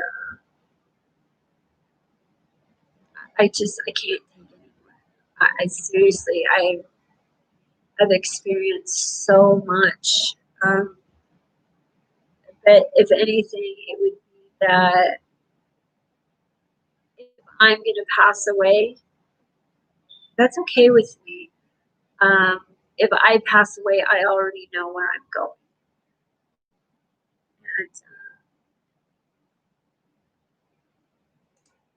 And it's okay. The parents are. When I grew up in a house where my mom and my stepdad owned and co-owned bars, and the family I would be going to if I pass would be, and a baby. The thing about a baby, the baby is experiencing the person that's still alive. So I don't drink, I don't smoke, I don't do drugs. I try not to take Tylenol unless I really have to, or anything. But I used to take Benadryl and sometimes Tylenol. I took Benadryl more than most because I had really bad allergies. And but I had a spinal epidural when I lived in Corona. And when I lived in Corona on Christmas Day, I got an email from my ex's girlfriend, and she forwarded an email where he called me a virus. So I was the coronavirus. And right before my son died, she had contacted me. She's like, I just wanted to say I'm sorry. Again, every time she contacts me and says she's sorry, something bad happens. So I was just like, fuck this bitch. I'm over her. Which means she was someone from my past life. And she ended up with an almost $4 million home while they took my home away. And so it just means paybacks are a bitch to me. Whatever I did to her, she's very resentful of from past life. And, but she chose a darker path than I did. So that's her reality. My son was reborn into a loving home. And so, however they see, I hope they don't do anything negative because I don't want anything to happen to my son. And if I sat here and begged God to give me my son back, that would mean he would take my son from them. And it could be, a disease or something, and I don't want that. I want my son to be happy. I want my son to have fun and just have a life of kindness. I want him to know who God is. I want him to just have this really beautiful life. And I believe that's what he's going to have. So here I am with all of this reality. And so Princess Eugenie announced the birth of her child the weekend my son died. And so, but we had gone to DMV on the 17th of September to get his new ID.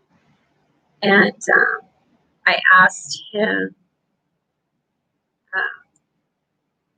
how long the line was. And he said he was 11th in line. So I went to see who was 11th in line for the throne or 10th in line for the throne because the baby would be, and I didn't know. I was thinking I was the one that was going to pass. That's why I got the life insurance. And then I Google and I see this orange thing. We think she's pregnant. She was holding an orange box around carrying. And in the kitchen, I have an orange painting with a bird in the middle, but I also have curtains. And Noah is holding back a curtain, and he's got orange over his head, and it says creative and smart, which means if he is not born to be their child, then someone else would be born to be their child. Like I said, our energy decides our reality. And so I met Sarah Ferguson years ago at a book signing about a ballerina. And I looked on her social, and then when I lived in Corona, I made a video about me wanting to do children's stories, dress up in costumes and do children's stories, and I was going to do that for my granddaughter, but my granddaughter wasn't born yet or conceived yet. And then Sarah Ferguson started doing it. So I was just prophesying my own grandma. And her daughter is married to a person that sells alcohol. He has a liquor company tequila company with what's his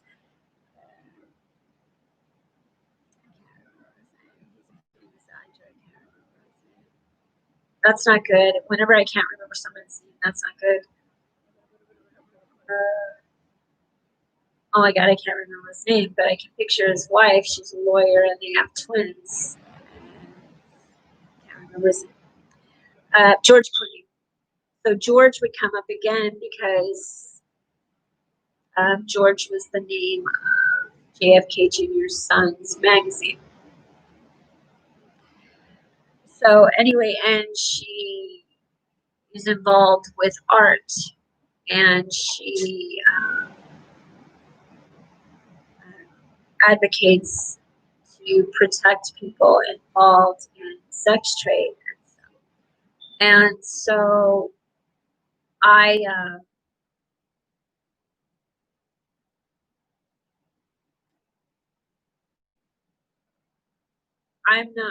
I don't want to leave my daughter.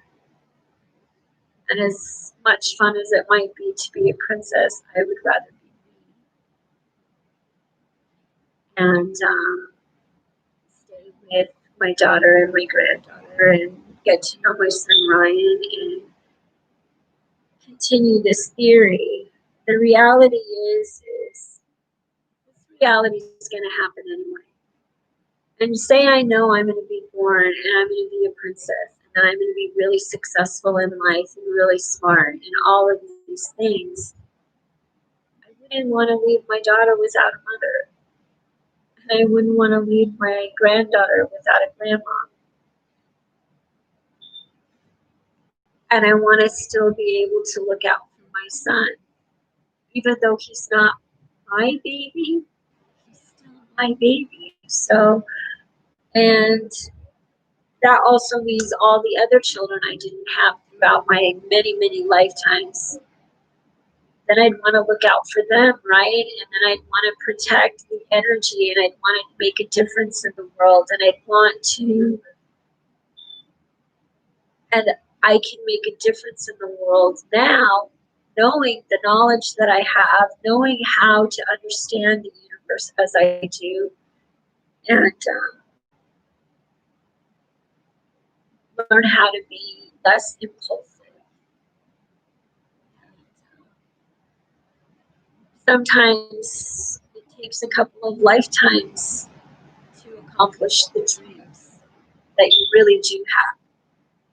And if my dream is to have a universe that's peaceful and loving and respectful and caring towards all energy, it would be less,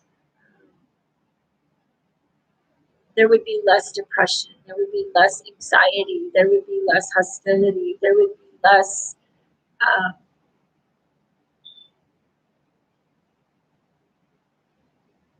I would rather see a scarcity of hate than of logic. And I would rather see a world that understood that we create reality. Reality doesn't happen to you, it happens through you. And which means if I say I hate something, the universe will align it so that something knows somebody in the world doesn't like it, and then it will project. And it's like, I'm going to give you a test. If you're in public and you think something nice of something, say you look at someone and you're like, wow, I really like, their posture, or you might like something about them, right? Now, envy and appreciation are very different. And so, but if you're looking at them going, why does that person have that? Why don't I have that? Blah, blah, blah, blah, blah. And you may get that, but you may not like the process in which you receive it. So my challenge to you is, like, if I'm in public and I look at someone and I think, wow, that person's really pretty, and that person stands up stronger and they smile out of nowhere, that's their energy recognizing somebody values them. Now, if they look at me and they're like, that bitch is ugly, all of a sudden, that value that I gave them will be diminished in a very pure, innocent way somewhere along the line. That's called intention. It creates our good times and our bad times. And so, you think you're in the ideal relationship, you snagged that person, you like pretended just enough, and they all of a sudden like you, and then the relationship is destroyed. Your intention creates that dynamic in a relationship. You're going to attract with the same intention. Like, say you tell 3 lies to get a date. That date will tell you 3 lies. And you might find out about 2 of those lies. And then when you find out about 2 of those lies, they'll find about the lies you told. And then you'll say, no, but that was before we met. Well, if you're attempting to create a relationship based on a lie, then you're going to have a relationship that is a lie. So be you, be yourself, be authentic, be genuine, and you will attract what you really are. And if what you are is someone that would rather be alone than be unhappy lying in a relationship, you might find someone that likes being alone, just like you. And you two might like being alone together so much that you want to go be alone around lots of people, but it's like you're the only 2 people in the room. You're going to attract what you put out there. So right now, as much as I see God as the ultimate teacher, like, here I am sitting at the front of the classroom. I don't even bother raising my hand. I'm just assuming it's my job to take notes, to learn, and I don't need the same attention that I once needed. But at the same time, I'm like the critical student that really shouldn't be so critical. Like, I will get mad irritated and say, I don't want to do this. And he's like, I'm not forcing you. I didn't tell you you had to do this. You kept wanting this. You kept wanting to understand. You're the one that now I've learned to make time for my family. Instead of saying, hey, I want to cook dinner for everybody next week, I'm just like, I'm just going to cook dinner. And then that's what I did yesterday. I cooked dinner and I took it to my daughter, and it was my first time making what I made. And, but I ate 2 servings. She ate, and my granddaughter ate. And so it was okay. But that's, I'm changing my patterns and becoming the person that I would want to be friends with. And, but I also make sure to take time for me, and I make sure to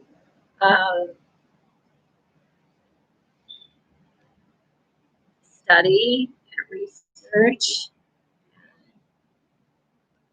take time to talk to my son, even though I still spend time talking to him.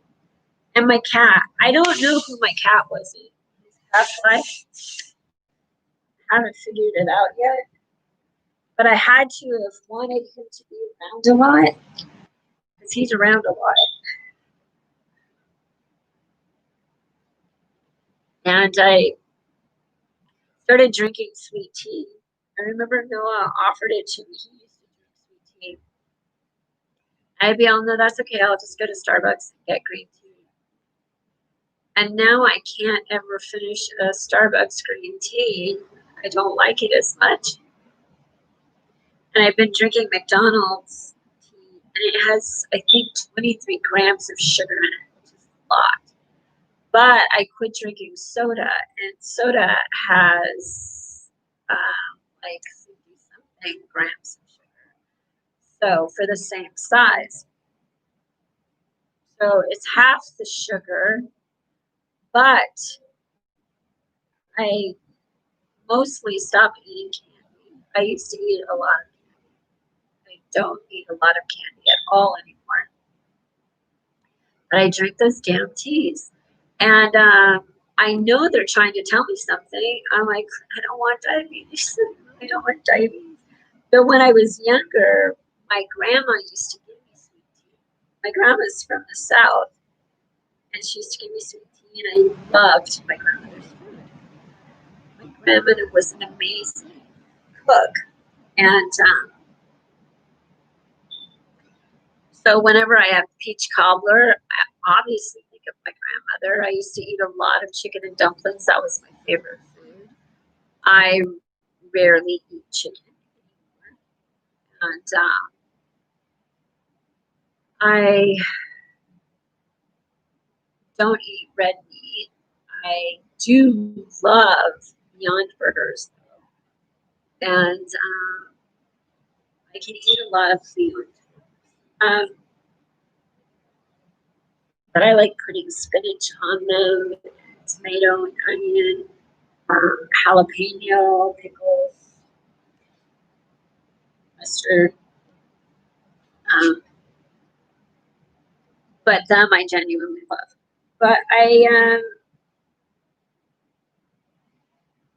I've started to go back towards veganism, but I have to be careful, because last time I went vegan, and I wasn't eating bread, I was eating a lot of chickpeas, vegetables, and avocado. That's when I checked myself into the hospital. Because I wasn't getting enough fat in my diet, and I lost a lot of weight, and then I became like, oh, I can be thinner, and I was like, no, I don't need to be thinner. People are telling me I don't need to be, so I don't need to be. And so I learned a great deal. I learned a lot.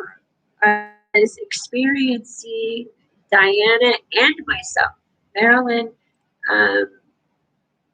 dealt with her weight however she dealt with it, and Diana dealt with her weight however she dealt with it. But you're born to experience that stuff again in this lifetime, but from a different perspective. And so, had Diana lived from the car crash, she would have had some kind of brain trauma. And I believe they were out having cocktails when the car crashed. And so, if Diana had any alcohol in her system, she would pass away in this lifetime having some form of chemicals in her system. And so, everything you're born into, you're born, like I said, what you leave behind. So, I was born into I had a club foot, and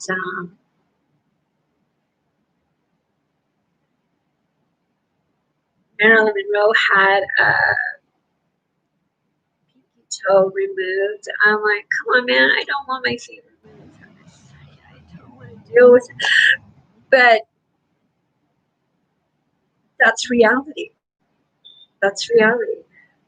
So, my next lifetime, I may experience something totally different. If I said, I don't want to do this, or if I compared to and said, I don't want to experience that, that's judging someone else's experience. So, I'm just saying, I try to ask for what I want. What do I want this next life? I want to be happy. I want to be kind. I want to be a decent, caring human being. I want to have logic and be reasonable, and I don't want to be entitled, but I don't want to live in scarcity. I don't want to put my insecurities before my reasoning, and I don't want to impose my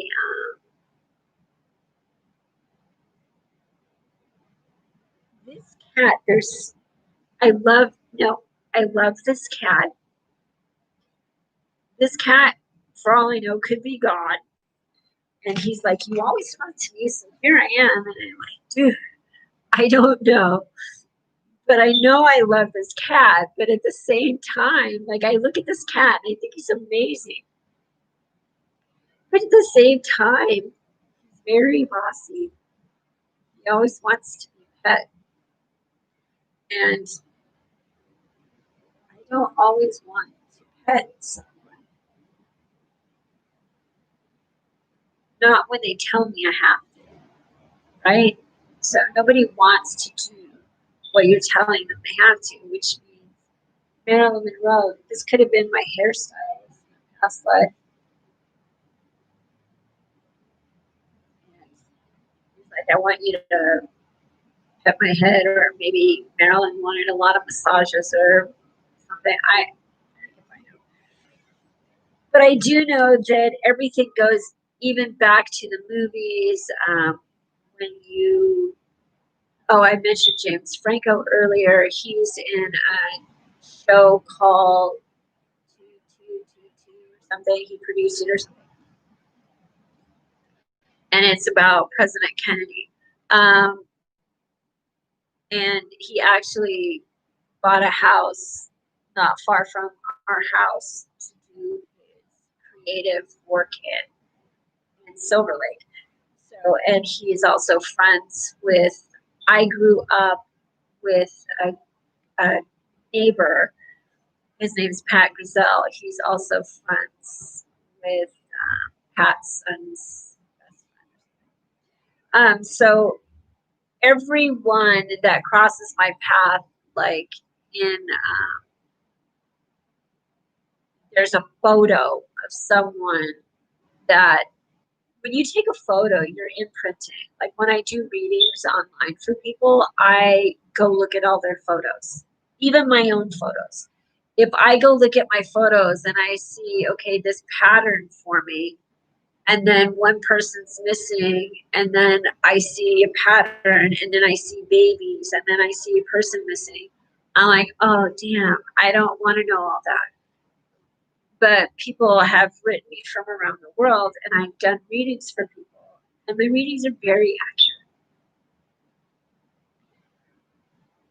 accurate. And if I feel like I'm gonna guess because I'm tired or I really don't feel a lot coming from the reading, I will just give simple, coping advice and direct people to do things they love to do, but with the least amount of hypocrisy.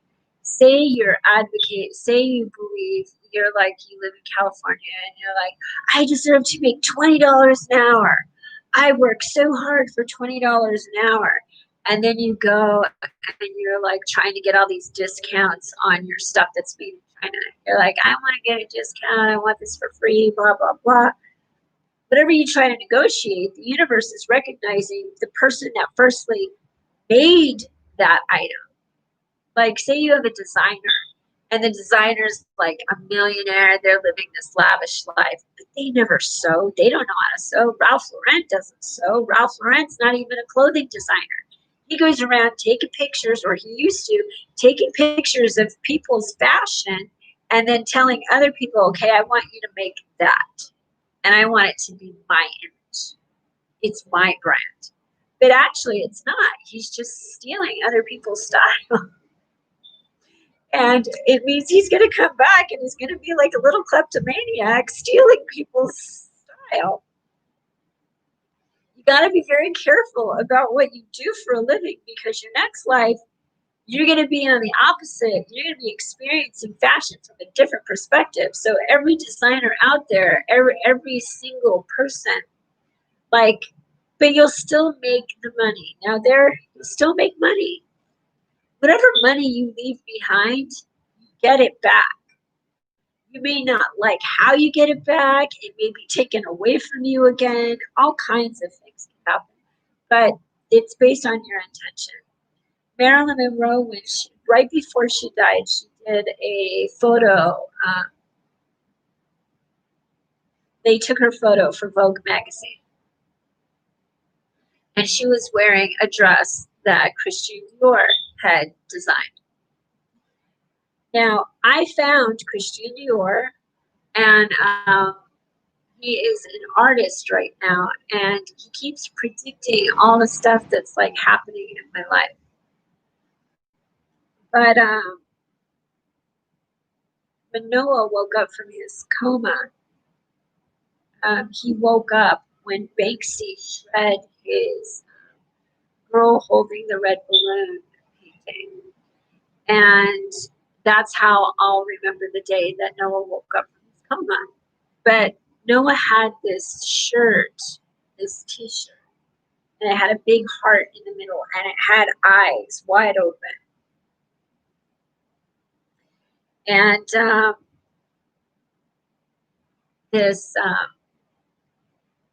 and then he woke up from his coma that day. They had taken the shirt off of him, and then he had gotten showered and changed his clothes, and then Banksy shred that painting, and he had woken up from his coma. And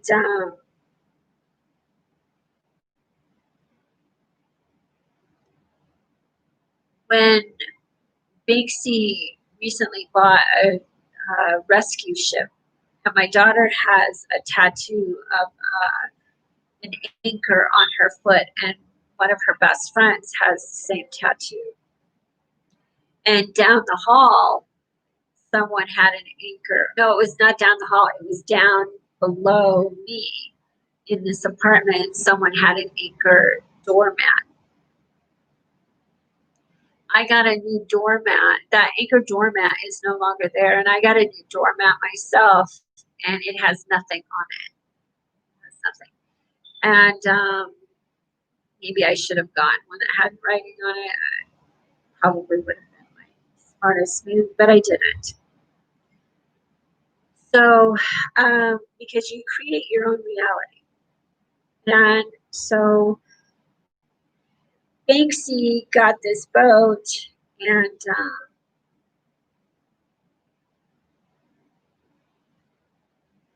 his name is Banksy. And Banks, Brooks Bank, I think is the last name of Eugenie's husband. So I have this photo of me with my daughter's dog, Marley. And Noah also has a photo with Marley. And Noah is wearing a striped shirt, like a sailor would wear, the stripes. And like I have stripes on here, but there is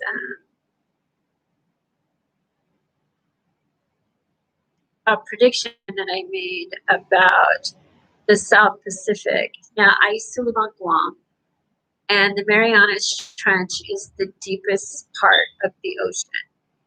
And there's a reason I lived on Guam. It would be to align. And the last movie Marilyn was in, she was lost on a tropical island. And so I moved to Guam. I got married when I was 22. Then I moved to Merced, and I moved to Guam when I was 23. 23 is the number, is the day Gigi Hadid showed her first picture of the baby, and it's just the baby's hand. Now, I have a photo of Noah, of just Noah's hand above the green grass that he helped me water and garden. And all of these things tell part of the story. They tell this story from a different perspective. And the hardest part for me is knowing the story can change, but me wanting my kids to be happy. But I also need to include that I want my children's souls to mature and feel complete. Like, I don't want them to feel, I want them to know who they are and have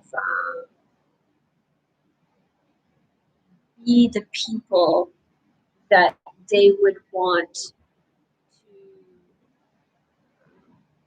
know in life. You know,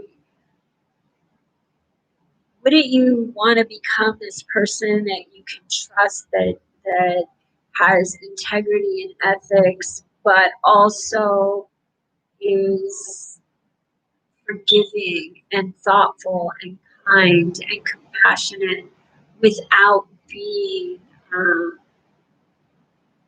someone that just complies just to save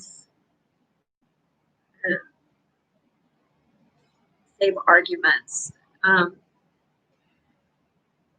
Well, there are people in the world that have this ability to listen. And once they start listening, people calm down, right? It's how they listen, it's why they're listening. And, you know, sometimes I listen and I'm not hearing, right? Sometimes I listen and I'm like, yeah, I hear you, but, and it's right when you say the but, the universe is like, no, sorry, Tanya, I'm going to teach you this until you understand. And so I'm learning. And you got to understand, if I was Marilyn Monroe, it was a very complex dynamic. And there was some narcissism. And so I would be born to experience my past self through others. And now when I hear certain things, I'm like, oh, that doesn't sound, I said that. I'm right. I sound like a total jerk. And that's what I'm experiencing with some physicists right now. People that I've written or talked to, and it's like they want nothing to do with me. They just want the theory. They just want the answers. And they want to be the one that everybody goes, you're brilliant. You did it. Oh my God, all that hard work paid off. But the truth is, without them, I couldn't do what I'm doing because I would have no reference to like go and say, hey, remember when Stephen Hawking said this? Or remember when Thomas Vertalk said this? Or remember when whomever said whatever? I wouldn't have that reference. If I wouldn't have been a scientist in my past life, I wouldn't be interested in science right now. But I am, because I was.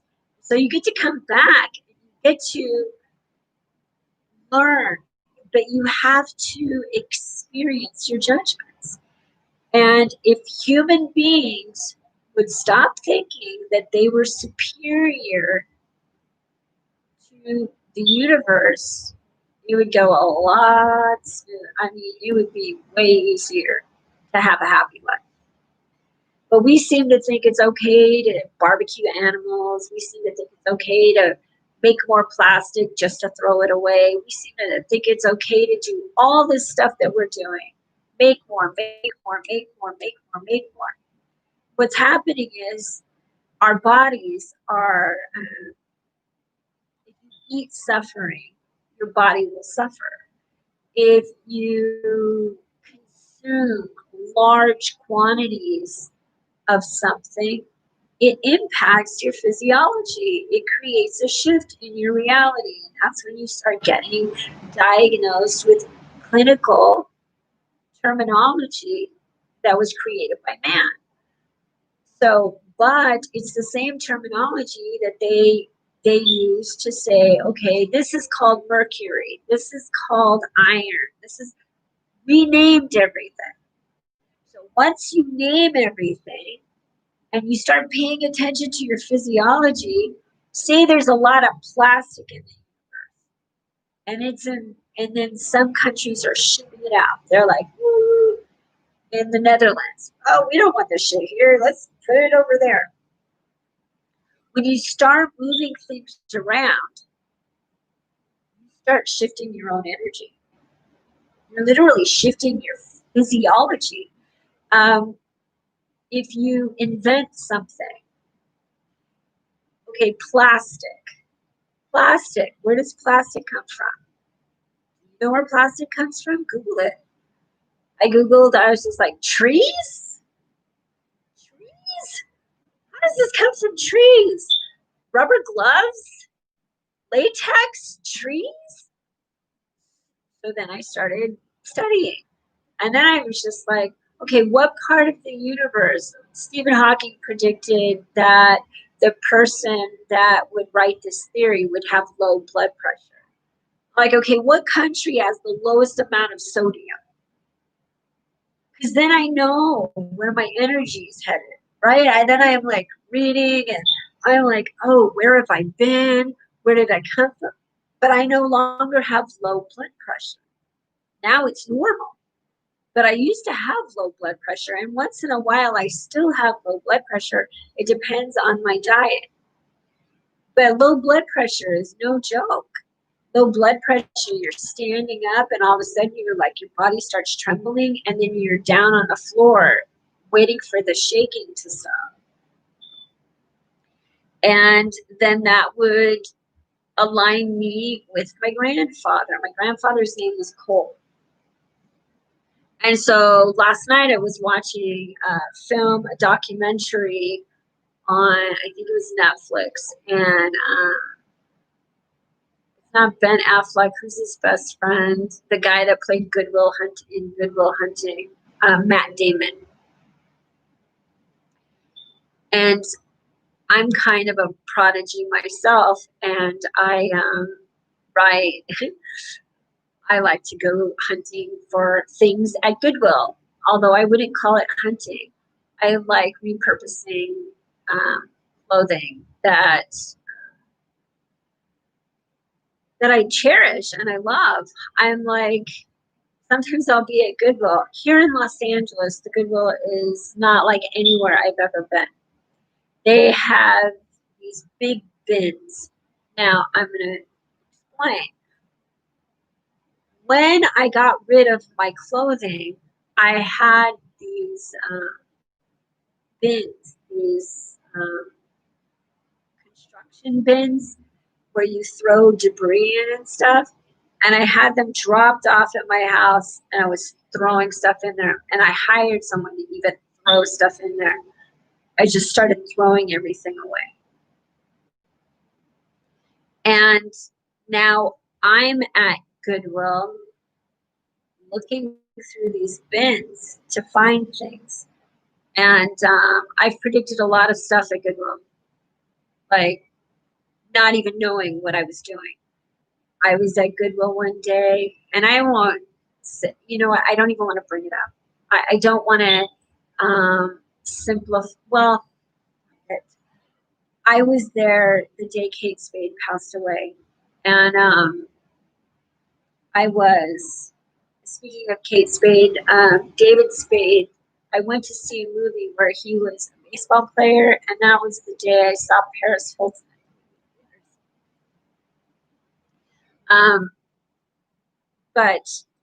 And I saw Scary Spider. And the thing is when I see these people, they stare at me like they know me, like there's something else going on. And I remember seeing Simon Cowell from across the room. And is it because I'm staring or they're staring? But usually if you stare at someone, they turn away. But I remember seeing, Tyler Perry at the Grove, which a grove of oranges.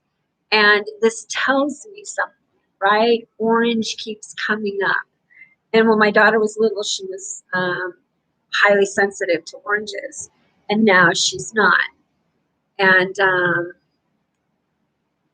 COVID badge is, his chest is orange. So this tells me about orange. And I lied when I was younger and said, because my ex gave me a lot of money. And like I was driving in a Mercedes and shopping and vacationing. And I told this guy, Lee Cohen, who was a script, he was in charge of scripts at the William Morris Agency, that my family owned Orange Grove. Now, that was a lie. But that doesn't mean it was a lie, because it could have been a prediction or it could have been past life. And I was telling him how I knew him. Now, I do that a lot. I'll say stuff and then I'll research my past lives. And I'm like, oh, that's why I said that. Because that's what I did in my past life. So who was that person? That's the universe telling me. And that's because Marilyn Monroe lied for a living. That's what an actor does. They lie for a living. So that's what the universe is showing me. If I lie, it's to make a living. And it's to tell the story of how the universe works.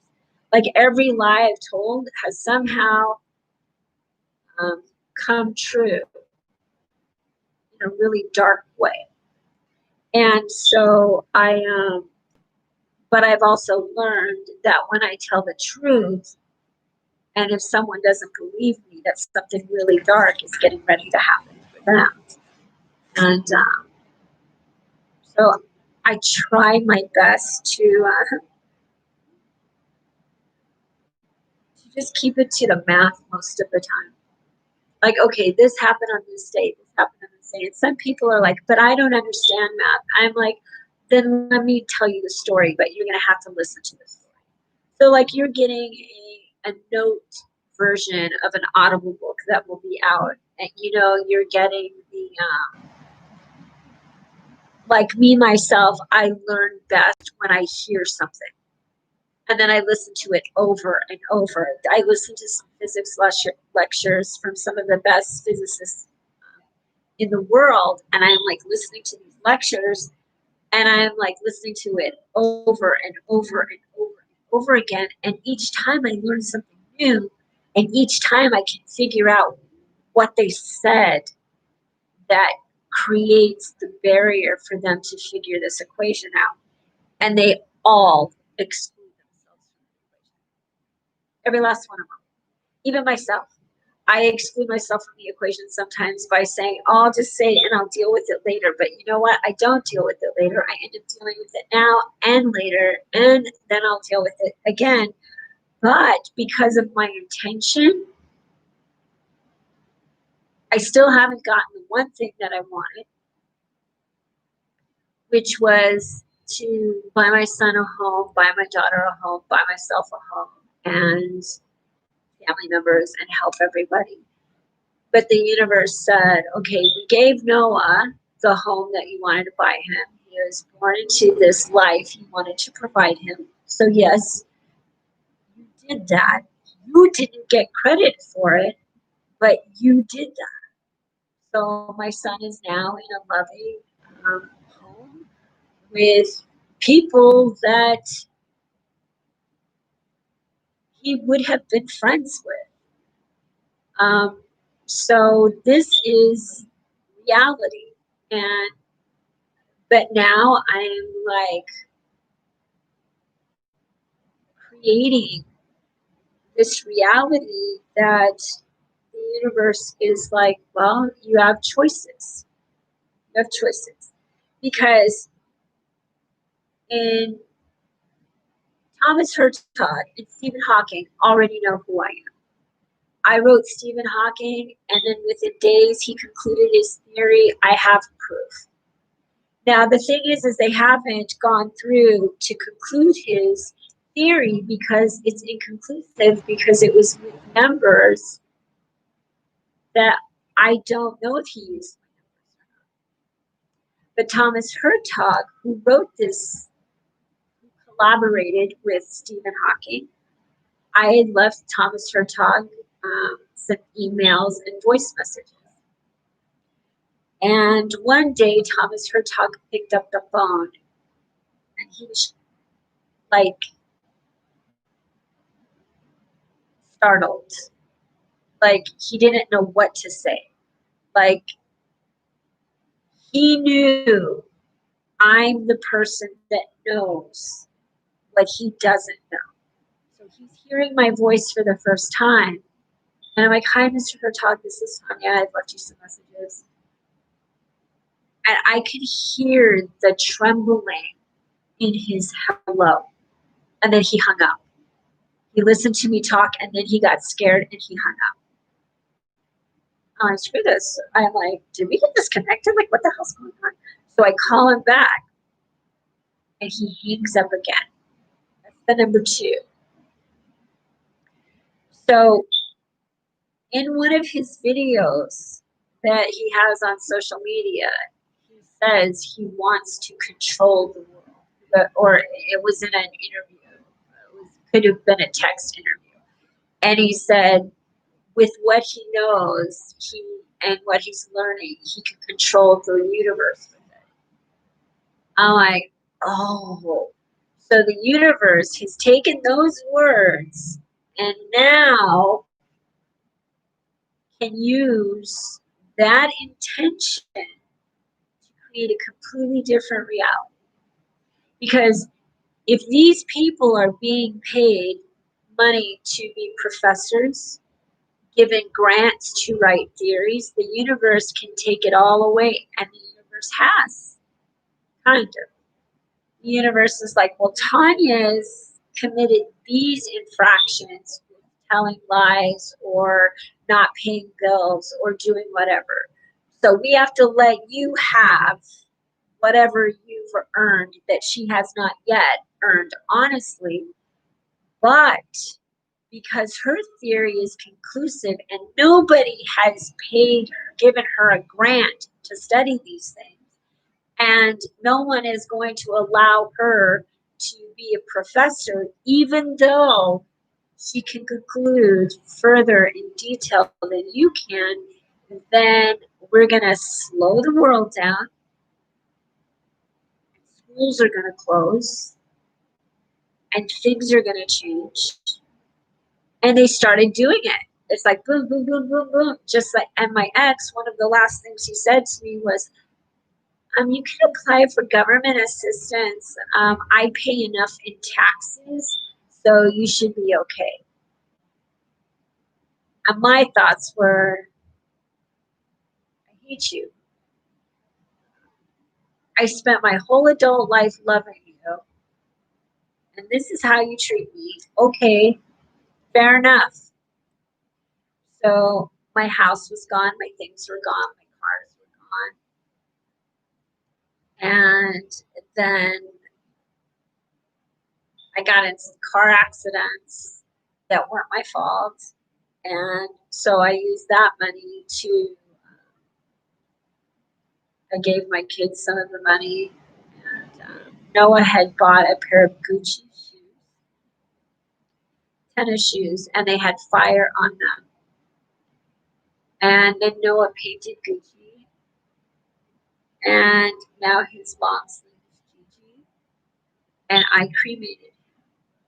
So he prophesied. And this stuff is no joke. This stuff isn't like the universe. Albert Einstein said to have a truly like realistic theory, so to speak, you'd have to be able to explain it to a 7-year-old. And so that's what I'm doing. I'm simplifying it. So instead of explaining it to a 7-year-old, we can teach a 7-year-old logic, ethics, compassion, decency, and what integrity and what ethics really are. Not what man has made them out to be. If you see a Bible in a courtroom, already there's hypocrisy. Because in the Bible, it says not to sue anybody and not to judge anybody or you will be judged. So every judge in a courtroom, based on their judgments, now if they let one guy get away with something to negotiate a deal or something, or because they're tired and they just want it to end, whatever reason, and then they imprison another guy for the same kind of crime, the universe will recognize the hypocrisy. That judge will come back in his next life and he will be one of those criminals. He will be or won't be, based on the intention, the logic, the reason why. Now, I know that I'm not going to talk about my ex more than I have. But based on the numbers and the math, his life is getting ready to not be great. And the people he hired, their lives are getting ready to not be great. And that as a mother, right now, my son is on a different path. And had he lived, it wouldn't have been the same quality of life that he will have now. And if I'm to pass,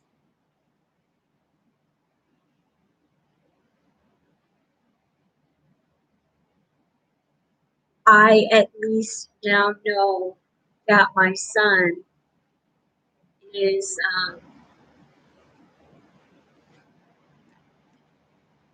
out of my harm's way in a, if that makes any sense. Because when you have these theories and you put them out there, the people that don't like you, or the people that he was friends with, or people that knew him that weren't good people, they would have had access to him.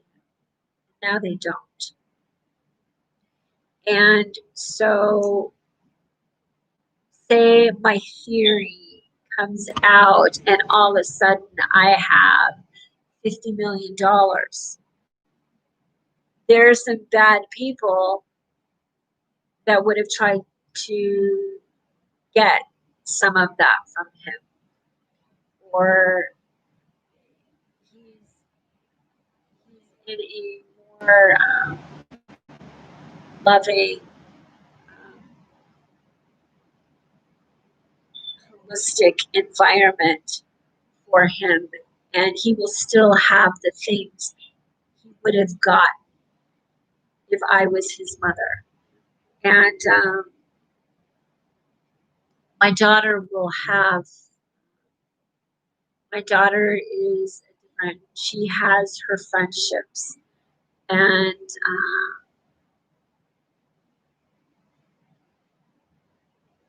but in the same, she wasn't open to hearing about this stuff before, and now she's more accepting of my reality. This is my reality. This isn't something I'm making up. This is my understanding of reality is my reality. And it would be like the person that invents a video game, right? You know what door not to go behind, but the person playing is figuring it out as they go along. Now, for me, I'm learning what not to do as I've already experienced what happens when I do it. So I've learned um, from experience. This isn't me guessing. I like experience something and then I'm like, what did I do to experience that? What did they do to experience that? What? And then I'm able to put the equation together. But it has been a process and it has not been easy. And when they created that microscope science, I think 2008 was the first year they used it. And that's when all of this stuff started happening. I was like, what the hell? But they had predicted that there's someone in the universe that would know all this stuff. So then they spend millions and millions and millions of dollars on creating something to outthink this thing that's supposed to already know the answers. So I haven't spent millions of dollars. Last year I made like $20,000-$30,000. And I'm like, and I shop at Goodwill. And if I do readings for people, I let them pay what they can afford. Someone was looking for like a life coach, and I did that, and I let them pay what they could afford, and they paid me $200, which I thought was amazing. I'm like, heck yeah. But most of the kids pay me on average $40 to $60, I think. So, and that's way less than a psychic charges. I went to a psychic last year or this year. I don't even remember when I went. I think it was this year. And she said she was $100. And I didn't really want, there's nothing she could tell me because, in all honesty, I wanted to see if other psychics were real, right? Like, I'm like, how did they make so much money and I can't make any money, and I know how I know what I know. These girls are just flipping cards, guessing.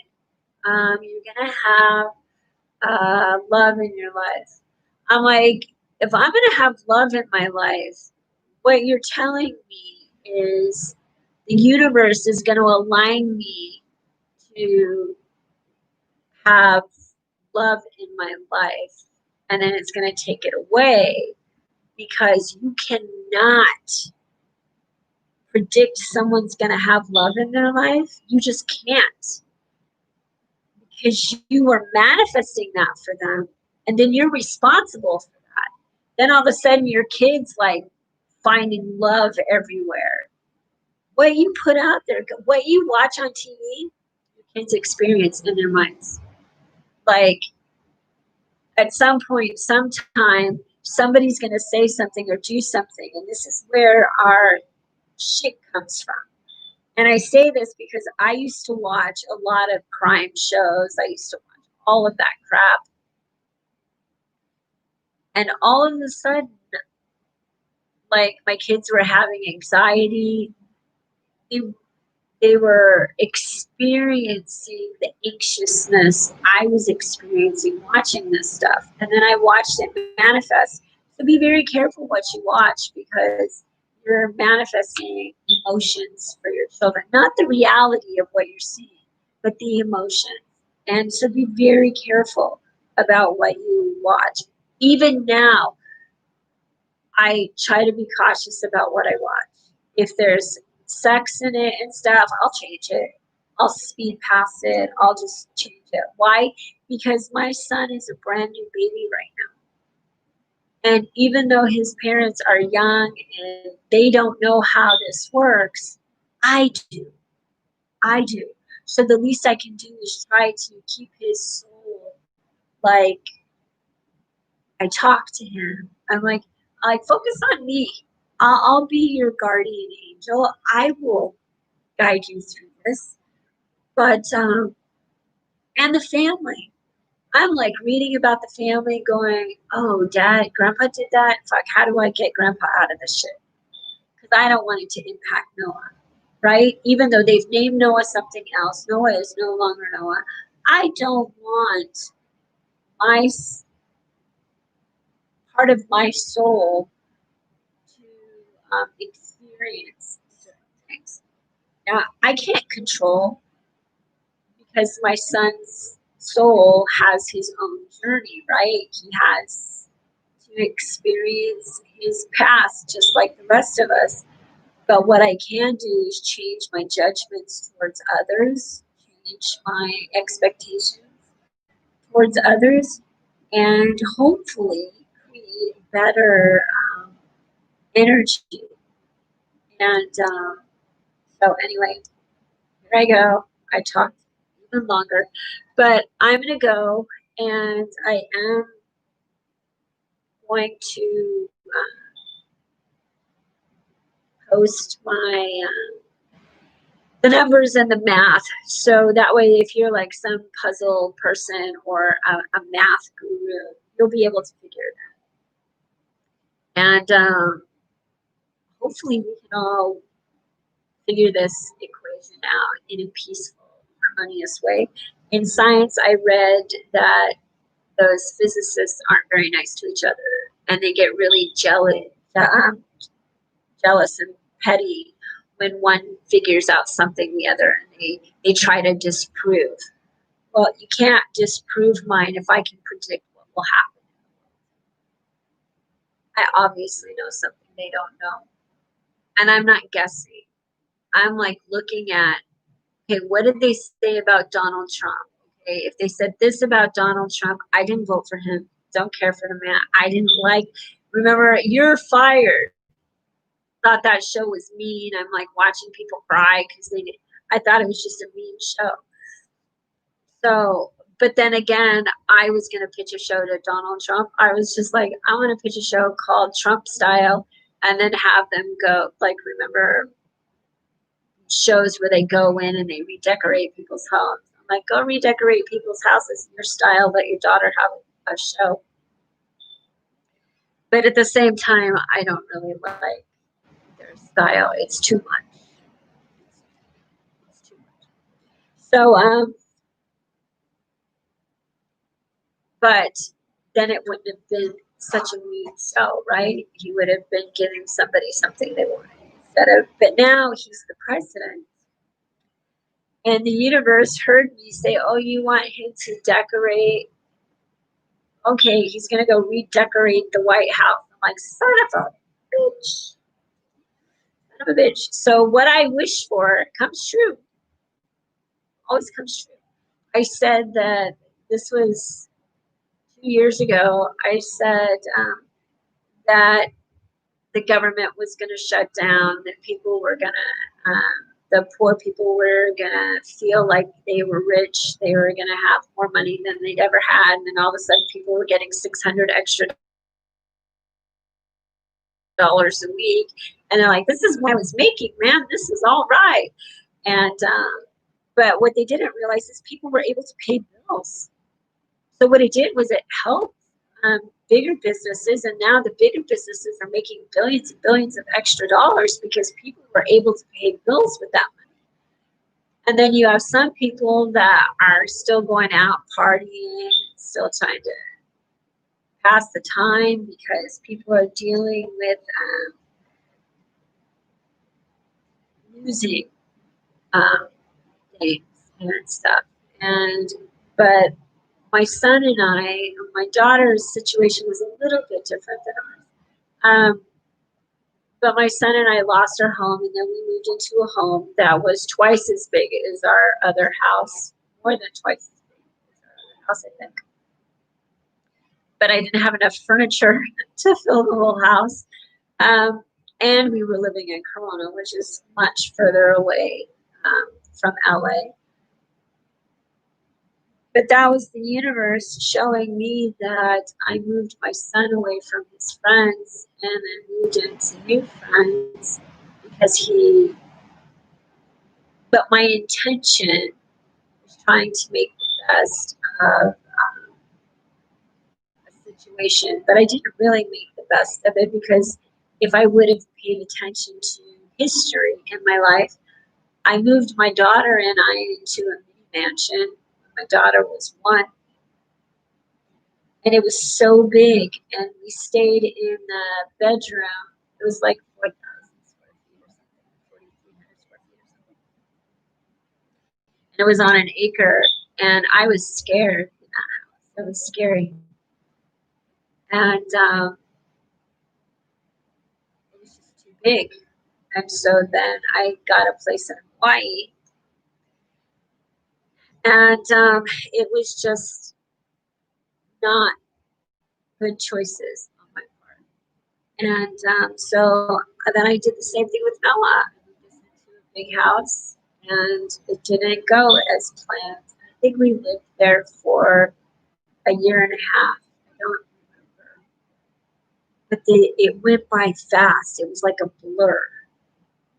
It went by so fast. And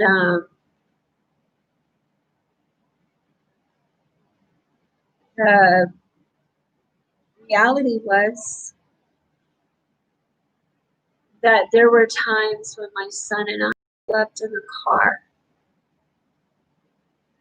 And I was just glad that we had the car to sleep. And we could have stayed with my daughter, but my son was using, and my daughter has a young child. So, and they would sometimes argue. So I would go sleep in the car with Noah.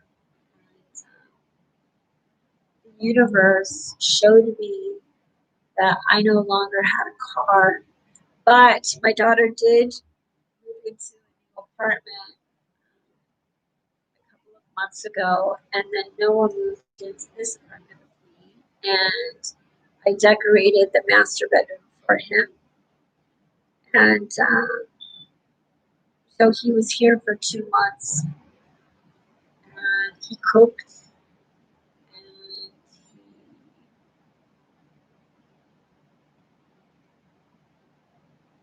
sometimes went out and partied. But I was able to make sure his clothes were clean and his room was clean and the place was clean. We spent time in the same environment. It was very peaceful, probably 98% of the time, unless I would ask him to do something he didn't want to do, like, I don't know, or he would want me to take him to get his driver's license or his ID. But I went back to school, and the universe recognized that I went back to school. I asked Noah if he wanted to. He said yes and then no. And I asked him if he wanted to go to rehab. He said no. But it was the universe at that point was saying, Tanya, you want to follow through with your dreams. Let's see if you follow through with them. And I've done some of my homework, but I'm not going to lie, I haven't done as much as I could. But I have been researching and studying, but I'm also still experiencing now what my son was experiencing. My son had lost several friends to drug overdoses, and he was sad. And he kept trying. He kept trying. He was making efforts to get up and take care of himself and go, just even if it was go to for a walk to the store to get something, or he made efforts. So the least I can do is make the efforts and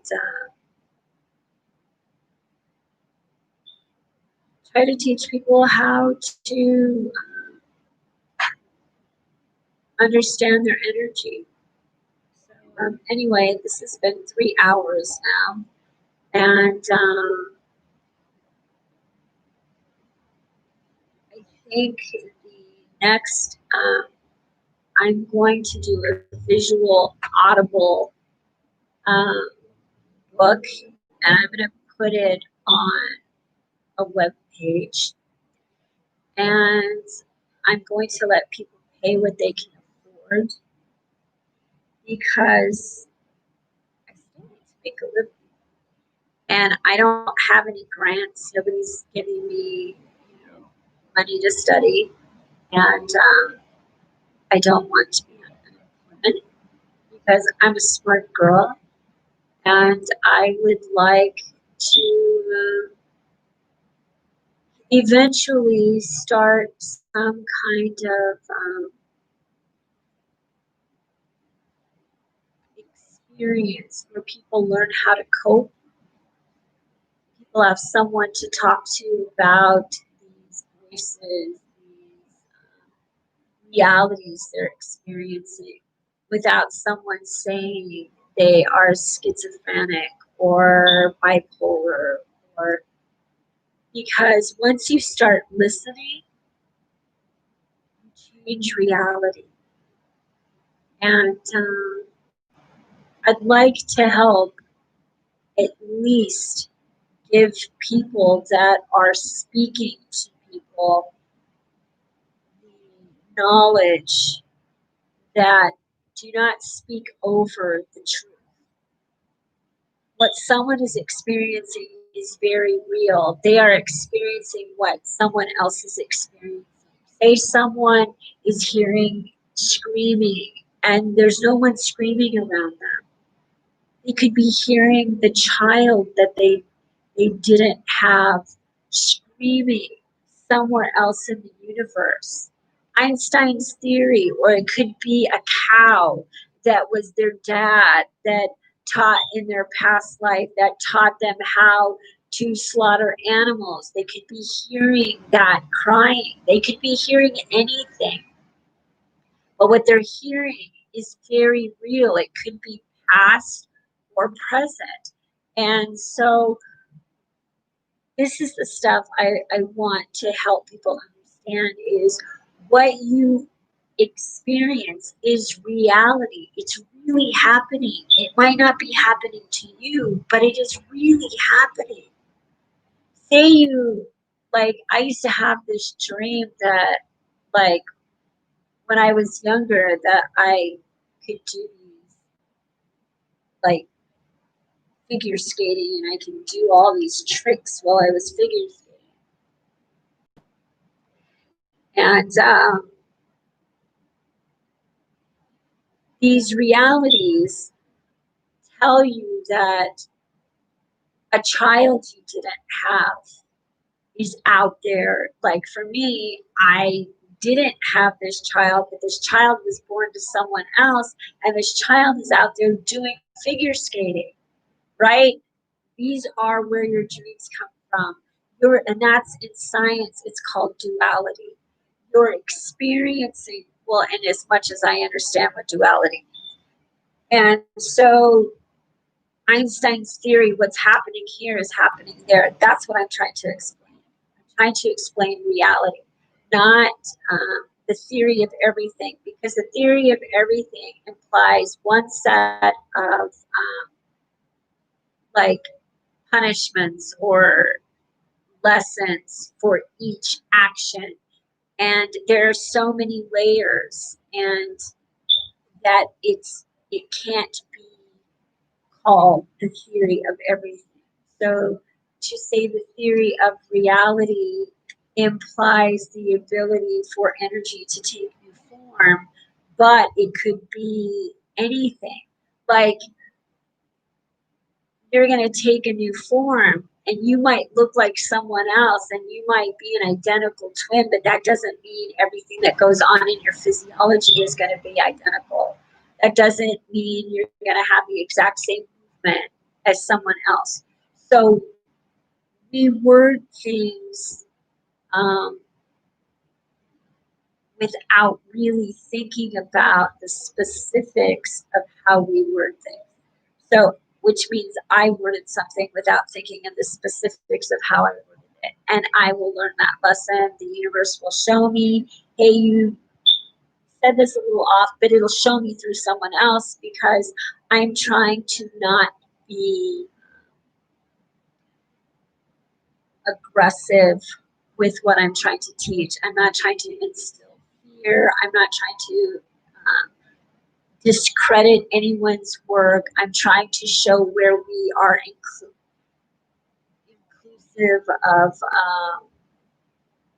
our beliefs, but exclusive of our negative energy. Like we sit there and say, oh, that's going to happen to them because they did that, not realizing you might be doing something that is impacting your physical health. You might pay your bills on time. You might pay your taxes. You might be meticulous. You might do all of these things.